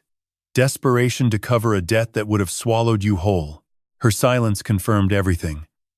$5.8 million lost to an offshore gambling platform dressed as sophistication. Every click of a virtual poker chip had been a step closer to murdering her mother. The math was grotesque in its simplicity. One life divided by one debt equals one decision. My daughter had reduced her mother to an equation and solved for zero. I stood. The chair scraped against the floor with a sound like a cork being extracted from a bottle that should never have been opened. I collected the manila envelope. The disinheritance was filed. The restraining order was active. The photograph would appear again in court. When the harvest comes this October, I said, turning at the door, your mother will walk the rows again. She will taste the fruit. She will press the grapes with her own hands. And your name will not be on a single bottle. Not this year. Not any year. You fermented poison in our cellar, Celine. Now you will age alone. She said nothing. The guard opened the door. I walked through the corridor. Past the security checkpoint. Past the parking lot where my truck waited beneath a valley oak that had been growing since before my daughter was born. I climbed into the cab, placed both hands on the steering wheel, and breathed. The air outside tasted like eucalyptus and dust and the first suggestion of autumn. There were still rats in the vineyard. Voss was running. Beaumont was lawyering. But the root had been cut. The primary infection had been isolated. Now it was time to hunt the secondary growth before it spread to neighboring soil. A vineyard teaches you patience. It teaches you that rot does not announce itself with sirens or flashing lights. Rot whispers. It moves through root systems in silence, colonizing one vine at a time until the entire block is compromised, and the only solution is excavation. You must dig before the soil forgets what health tastes like. I had dug out Celine. Now I needed to reach the deeper infections before they burrowed beyond my property line. Dr. Anton Voss vanished from his Yountville clinic on the same night Celine was arrested. His receptionist found the office unlocked at 7 the next morning, the computer wiped, the filing cabinet empty except for a single prescription pad with no pages remaining. He had written his escape the way a bad winemaker writes a blend, hastily, leaving residue everywhere. His Patek Philippe Nautilus, the one I had noticed on his wrist during our confrontation, appeared on a pawnshop inventory in Ensenada, Mexico. 48 hours later, the man was liquidating assets as he fled south. Agent Rachel Dunn had anticipated this. The FBI's 18-month file on Henry Beaumont included communication intercepts between Voss and a medical tourism clinic in Tijuana called Clínica del Pacifico. Voss had been consulting there for 2 years, providing neurological assessments for wealthy American patients whose families wanted them declared incompetent. It was a cottage industry of cognitive assassination, and Madeline had been his domestic client. On day 12, Rachel called me from a federal vehicle heading south on Interstate 5. "We have a team at the border crossing in San Ysidro," she said. Voss purchased a bus ticket from Ensenada to Tijuana Central this morning. He is traveling under his own passport. Arrogant or stupid? Possibly both. I asked her how a man who had orchestrated pharmaceutical mindwager for profit could be foolish enough to use his real documents. She laughed. A single dry syllable that carried no humor. "Doctors," she said. "They always believe their credentials make them invisible. They think the letters after their name are a disguise." At 4:17 that afternoon, Mexican federal police detained Anton Voss at the Tijuana bus terminal. He was carrying a leather briefcase containing $43,000 in cash, a burner phone with encrypted messages from Henri Beaumont's personal assistant, and a USB drive loaded with patient files from 6 other families whose matriarchs had been similarly drugged into incompetence over the past 4 years. Madeline was not the first vine he had poisoned. She was simply the most expensive. Rachel sent me a photograph of Voss in handcuffs, standing beneath the fluorescent lights of a Mexican processing facility. His face wore the expression of a man who had just tasted his own medicine, bitter and inescapable and impossible to spit out. Extradition papers were filed within the hour. Beaumont proved more difficult. He operated from Bordeaux, shielded by French corporate law and a network of holding companies stacked like Russian nesting dolls. His emergency injunction claiming the estate sale was valid had been filed through Howard Barnes, a 59-year-old real estate attorney in Sonoma, whose signature appeared on every forged document in Celine's possession. Barnes was the local nerve ending. Cut him, and the pain signal would reach Beaumont's brain an ocean away. On day 14, Rachel's team executed a search warrant on Barnes's office in downtown Sonoma. They found what I expected: duplicate deeds, falsified appraisals valuing the Callaway estate at $19 million instead of $31 million. The difference presumably absorbed by Beaumont's consortium, and a draft power of attorney assigning all vineyard operations to a shell company registered in Luxembourg called Vignoble Eternal. Barnes cooperated within 90 minutes. Defense attorneys call it a cascade confession, the phenomenon where a secondary conspirator, confronted with evidence of the primary's betrayal, releases information like a dam losing structural integrity one crack at a time. Barnes provided dates, wire transfer receipts, recorded phone calls with Beaumont's assistant, and the critical detail Rachel needed. Beaumont planned to visit Napa in person for the Harvest Festival in 3 weeks, believing the estate sale would be finalized by then. He is coming to inspect his purchase, Rachel told me that evening. We stood in my cellar, the same cellar where I had first smelled the pharmaceutical ghost in Madeline's wine. He does not yet know the purchase has been canceled. I looked at the empty decanting station. The contaminated bottles had been removed as evidence, leaving gaps on the rack, like missing teeth in a smile. The temperature sensor camera still blinked its tiny green eye above, faithful and patient, a mechanical witness that never blinked when it mattered. Let him come, I said. Let him walk through my rows and touch my grapes and believe he owns what I built. And when he reaches for the first cluster, we close the press. Rachel nodded. The plan was elegant in its agricultural simplicity. Allow the rot to believe it has won. Allow it to spread confidently into the light. Then cut it from the vine with a blade so sharp it does not feel the separation until it hits the ground. The vault remained my final task for the evening. I drove to the estate, entered the code Madeline had given me in the hospital, 6 digits backward. Our wedding date reversed, like a mirror, reflecting the past into the present. The heavy door swung open. Inside, the original deed, the irrevocable trust, the life insurance policies, and a handwritten letter from Madeline dated 3 months ago, before the drugs fully claimed her cognition. Richard, it read. If you are reading this, I was right. Something is wrong with me, and it is not natural. I love you. Find the cameras. She had known. Even as the chemistry erased her present, some deeper architecture of instinct had written a message to the future. I folded the letter, placed it in my breast pocket, and sealed the vault with a new code that only I knew.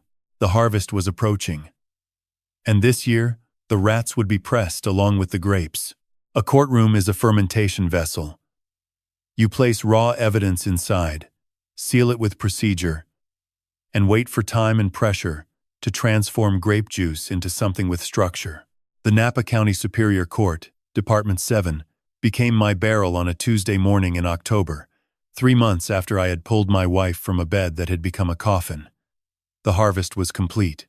The grapes had been pressed. Now it was time to bottle the truth and label it with a sentence. Henri Beaumont never made it to the Harvest Festival. Rachel's team arrested him at San Francisco International Airport on a Thursday evening, stepping off a first-class flight from Charles de Gaulle with a Hermes briefcase and the confidence of a man who believed money was a passport to immunity. He was wrong. Money is not a passport. Money is a grape. It can become wine, or it can become vinegar. And the difference is entirely a matter of who controls the fermentation. The prosecution presented its case over 9 days. 9 days for 9 months of poisoning. Each day was a layer, and I watched from the gallery as Assistant United States Attorney Margaret Chen built her architecture one beam at a time.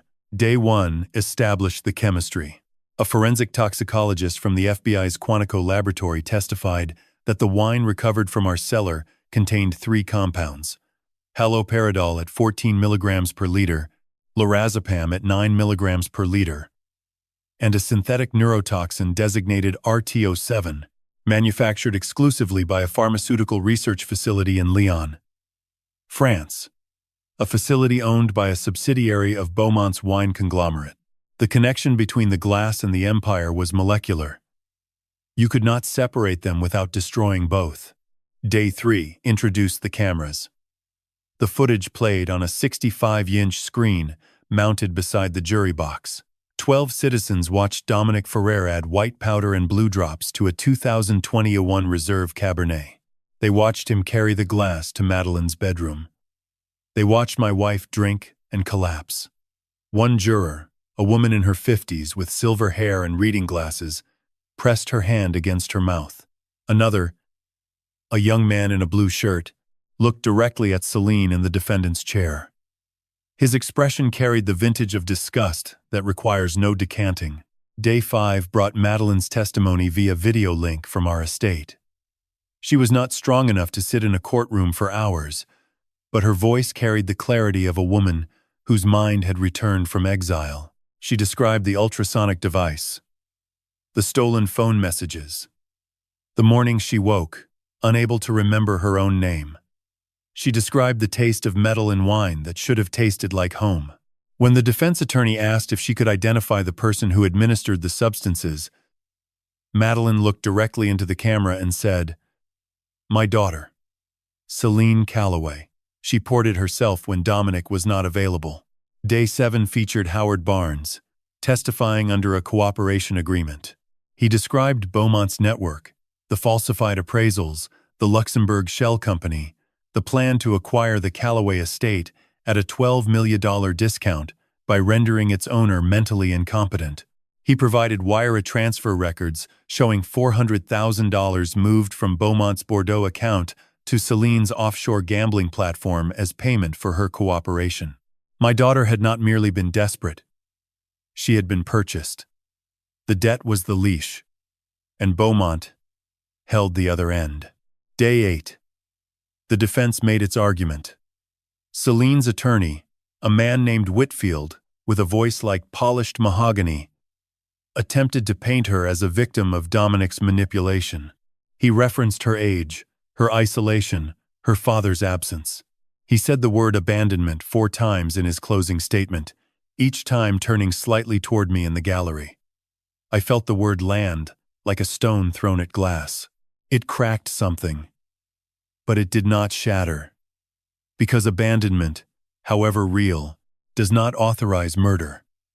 A vine deprived of water does not poison the neighboring vines. It either adapts or dies. It does not kill. Day 9.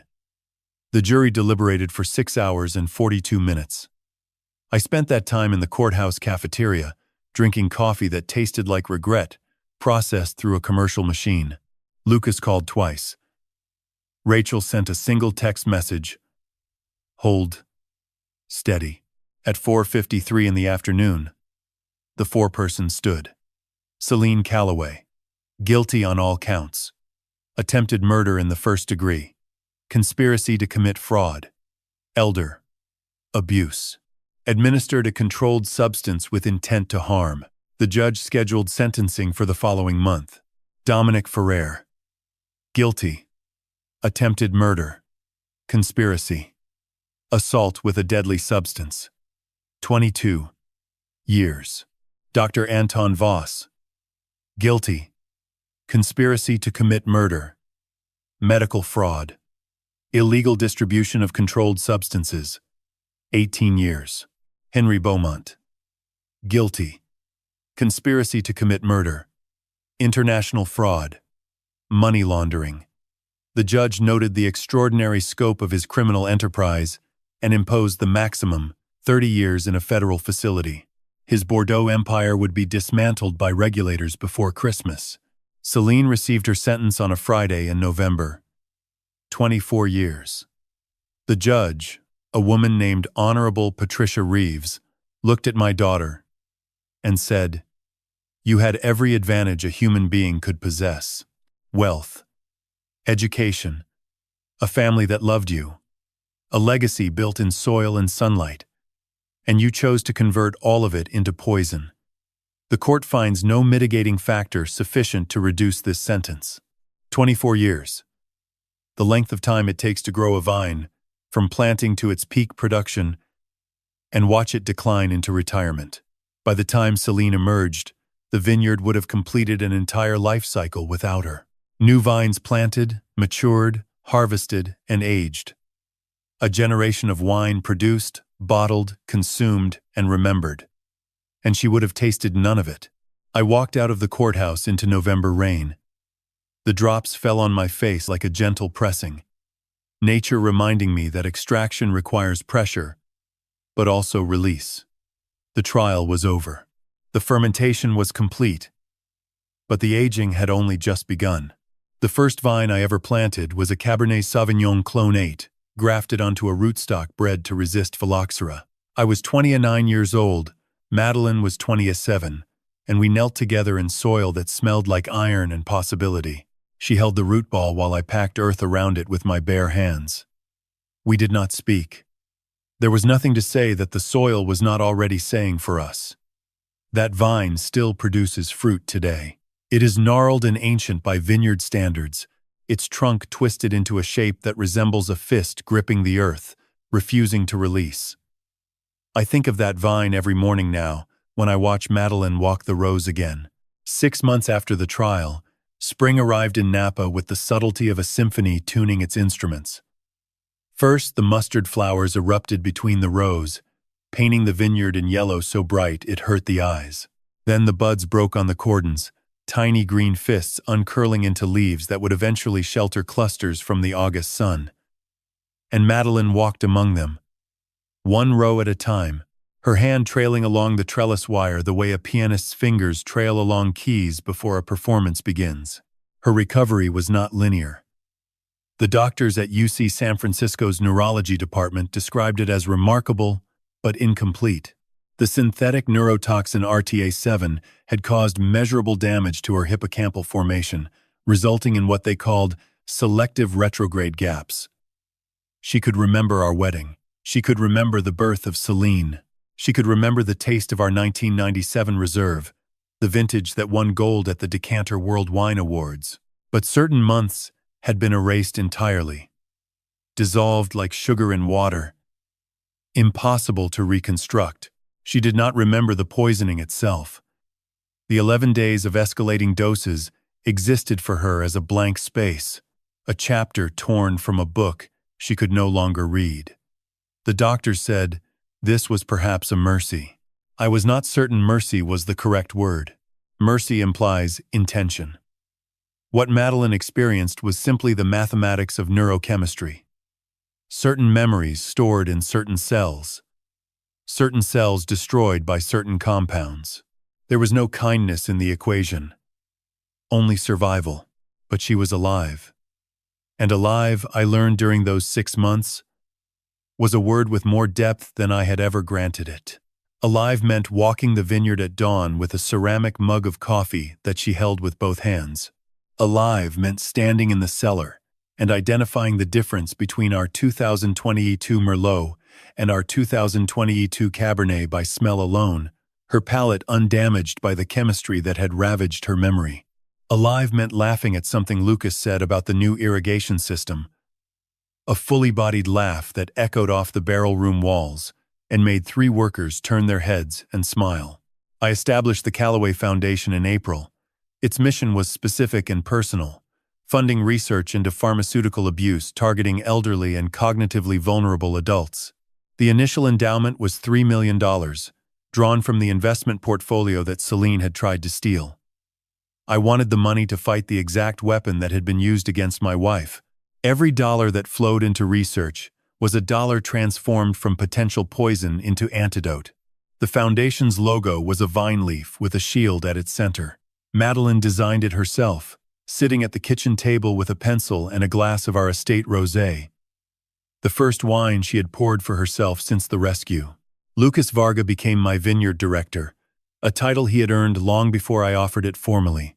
He oversaw the replanting of Block 7, where phylloxera had been detected in December, a biological irony that made me smile grimly. Even the soil had decided to purge its parasites that year. Lucas hired 12 new workers to replace the staff Celine had fired, selecting each one with the care of a winemaker selecting barrels.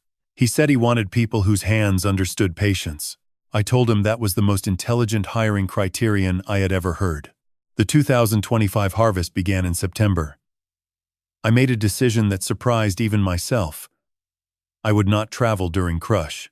For 30 years I had managed this vineyard from distances measured in time zones, trusting others to perform the most sacred act of the agricultural calendar. Not this year. This year I stood in the sorting facility at 5 in the morning, inspecting clusters under halogen lights, removing leaves and debris with my own fingers. I tasted berries at random, pressing them between my tongue and palate, measuring sugar and acidity the old way, the way my mentor taught me before refractometers became standard. Madeline joined me on the third day of harvest. She wore rubber boots and a wide-brimmed hat, and she carried a pair of pruning shears that had belonged to her mother.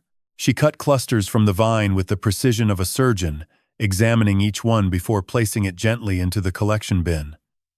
She did not speak much. She did not need to. Her presence among the vines said everything that words would have diluted. On the final night of crush, we stood together in the press room watching the last juice flow into stainless steel tanks. The liquid was dark purple, almost black, carrying the concentrated essence of a season that had begun in trauma and ended in transformation. I put my arm around Madeline's shoulders. She leaned into me, with the weight of a woman who has decided to trust gravity again. "This is the one," she said, watching the juice flow. "This is the vintage that will outlive everything." I believed her. Not because the chemistry was perfect, or the yields were exceptional, or the weather had cooperated. I believed her because this was the first vintage in 30 years that had been made entirely by presence rather than absence. Every cluster had been touched by hands that chose to stay. Every decision had been made by a man who finally understood that distance is not discipline. Distance is abandonment. Wearing a professional costume. The wine would age in French oak for 22 months. And I would be here for every one of them. In winemaking, there is a phase called the resting. It occurs after fermentation, after pressing, after the juice has been transferred to barrel and sealed away from light and air. The wine does nothing visible during this period. It does not bubble. It does not change color perceptibly. It simply exists in darkness, allowing time to soften its tannins, integrate its components, and transform raw potential into something worthy of being poured. Most people do not understand the resting. They believe progress requires movement. They believe stillness is stagnation. They are wrong. Stillness is where depth is born. I learned this not from wine. I learned this from losing my wife and finding her again in the same house where I had been absent for 30 years. New Year's Eve arrived with a fog that rolled across the valley floor like white silk draped over sleeping vines. Madeline and I sat on the back terrace of our estate, wrapped in wool blankets, watching the mist erase the property line between our land and the neighboring hills. A bottle of our 2022 Reserve Cabernet stood open on the table between us, breathing in the cold air. 2 glasses, poured but not yet tasted. We were letting it open. Patience, after everything, had become our shared language. The past year had reshaped us the way barrel aging reshapes wine. The sharp edges had softened. The volatile acidity of grief and anger had been absorbed into a broader structure of understanding. Madeline's memory gaps remained, permanent vacancies in the architecture of her past. But she had built new rooms around them. She painted again. Not the large canvases of her gallery days, but small watercolors of vineyard scenes, each one capturing a single moment of light falling through leaves. She hung them in the hallway, a gallery of stillness replacing the chaos that had once lived in those corridors. I had not traveled since the harvest. 9 months without boarding a plane. 9 months without a hotel room or a conference call taken at midnight in a city that was not my home. The vineyard had operated beautifully in my presence. Not because I micromanaged every decision, but because presence changes the chemistry of a place, the way temperature changes the chemistry of fermentation. People work differently when the owner walks the rows. Decisions carry different weight when the man who built the enterprise is standing in the room where those decisions land. Lucas had suggested I write a letter to Celine. I considered it for 3 weeks before deciding against it. Not because I lacked words, but because some barrels are not meant to be opened. 24 years was the sentence, and 24 years was the distance I needed between her actions and my attention. Perhaps in a decade I would find language for what she had done. Perhaps not. The vineyard does not require me to forgive in order to produce fruit. It only requires me to tend what remains. On Christmas morning, I had done something private. I took my wedding ring, the original gold band from 1994, and I brought it to a jeweler in St. Helena. Not to destroy it, to reshape it. The jeweler melted the band and recast it into 2 rings, thinner than the original, one for me and one for Madeline. We wore them now on New Year's Eve, twin circles of recycled gold that carried 31 years of history in a new form. Madeline had cried when I placed hers on her finger, not the tears of sadness. The tears of a woman who understands that metal, like love, can be melted and reformed without losing its essential composition. I had also deleted the camera footage. All of it. Every frame of Dominic pouring poison. Every timestamp of Celine giving instructions. Every pixel of Madeline's suffering. The FBI retained copies for the federal record, sealed and archived. But my copies, the ones stored on my personal drives, the ones I had watched in a dark hotel room with my thumb hovering over Rachel's number, those I erased. I did not need them. Evidence serves its purpose during trial. After trial, it becomes a wound that never closes. I chose to let the wound become a scar. Scars are proof of healing. Footage is proof of damage. I preferred the former. The fog thickened. Somewhere beyond the mist, fireworks erupted in the town of Yountville. Muffled explosions that reached us as distant thumps, like a heartbeat heard through a wall. Madeline lifted her glass. I lifted mine. The wine caught the candlelight from the table lantern, glowing the deep ruby of a healthy vine in peak production. To the resting, she said. To the resting, I repeated. We drank. The wine tasted like blackberry and cedar, and the mineral signature of our specific hillside, the terroir that no amount of chemistry could replicate or destroy. It tasted like 31 years of marriage poured into a single glass. It tasted like home. I will not pretend that everything is repaired. The gaps in Madeline's memory will never be filled. The daughter I raised is gone, replaced by a stranger in an orange jumpsuit who will not speak my name. The trust I once placed in distance has been permanently revoked. But a vineyard does not require perfection to produce extraordinary wine. It requires attention. It requires presence. It requires a man willing to stand in his own soil and accept that the most important structure he will ever build is not made of steel or concrete or financial instruments. It is made of mornings, of shared silence, of wine poured without poison into glasses held by hands that chose to stay. The fog lifted just before midnight. The valley reappeared, row by row, vine by vine, as if the land itself was remembering its own shape after a long forgetting. Madeline took my hand. Her fingers were warm from the glass. We watched the new year arrive in silence. 2 people resting in the darkness, waiting for the wine to tell us when it was ready. It was ready. We were ready.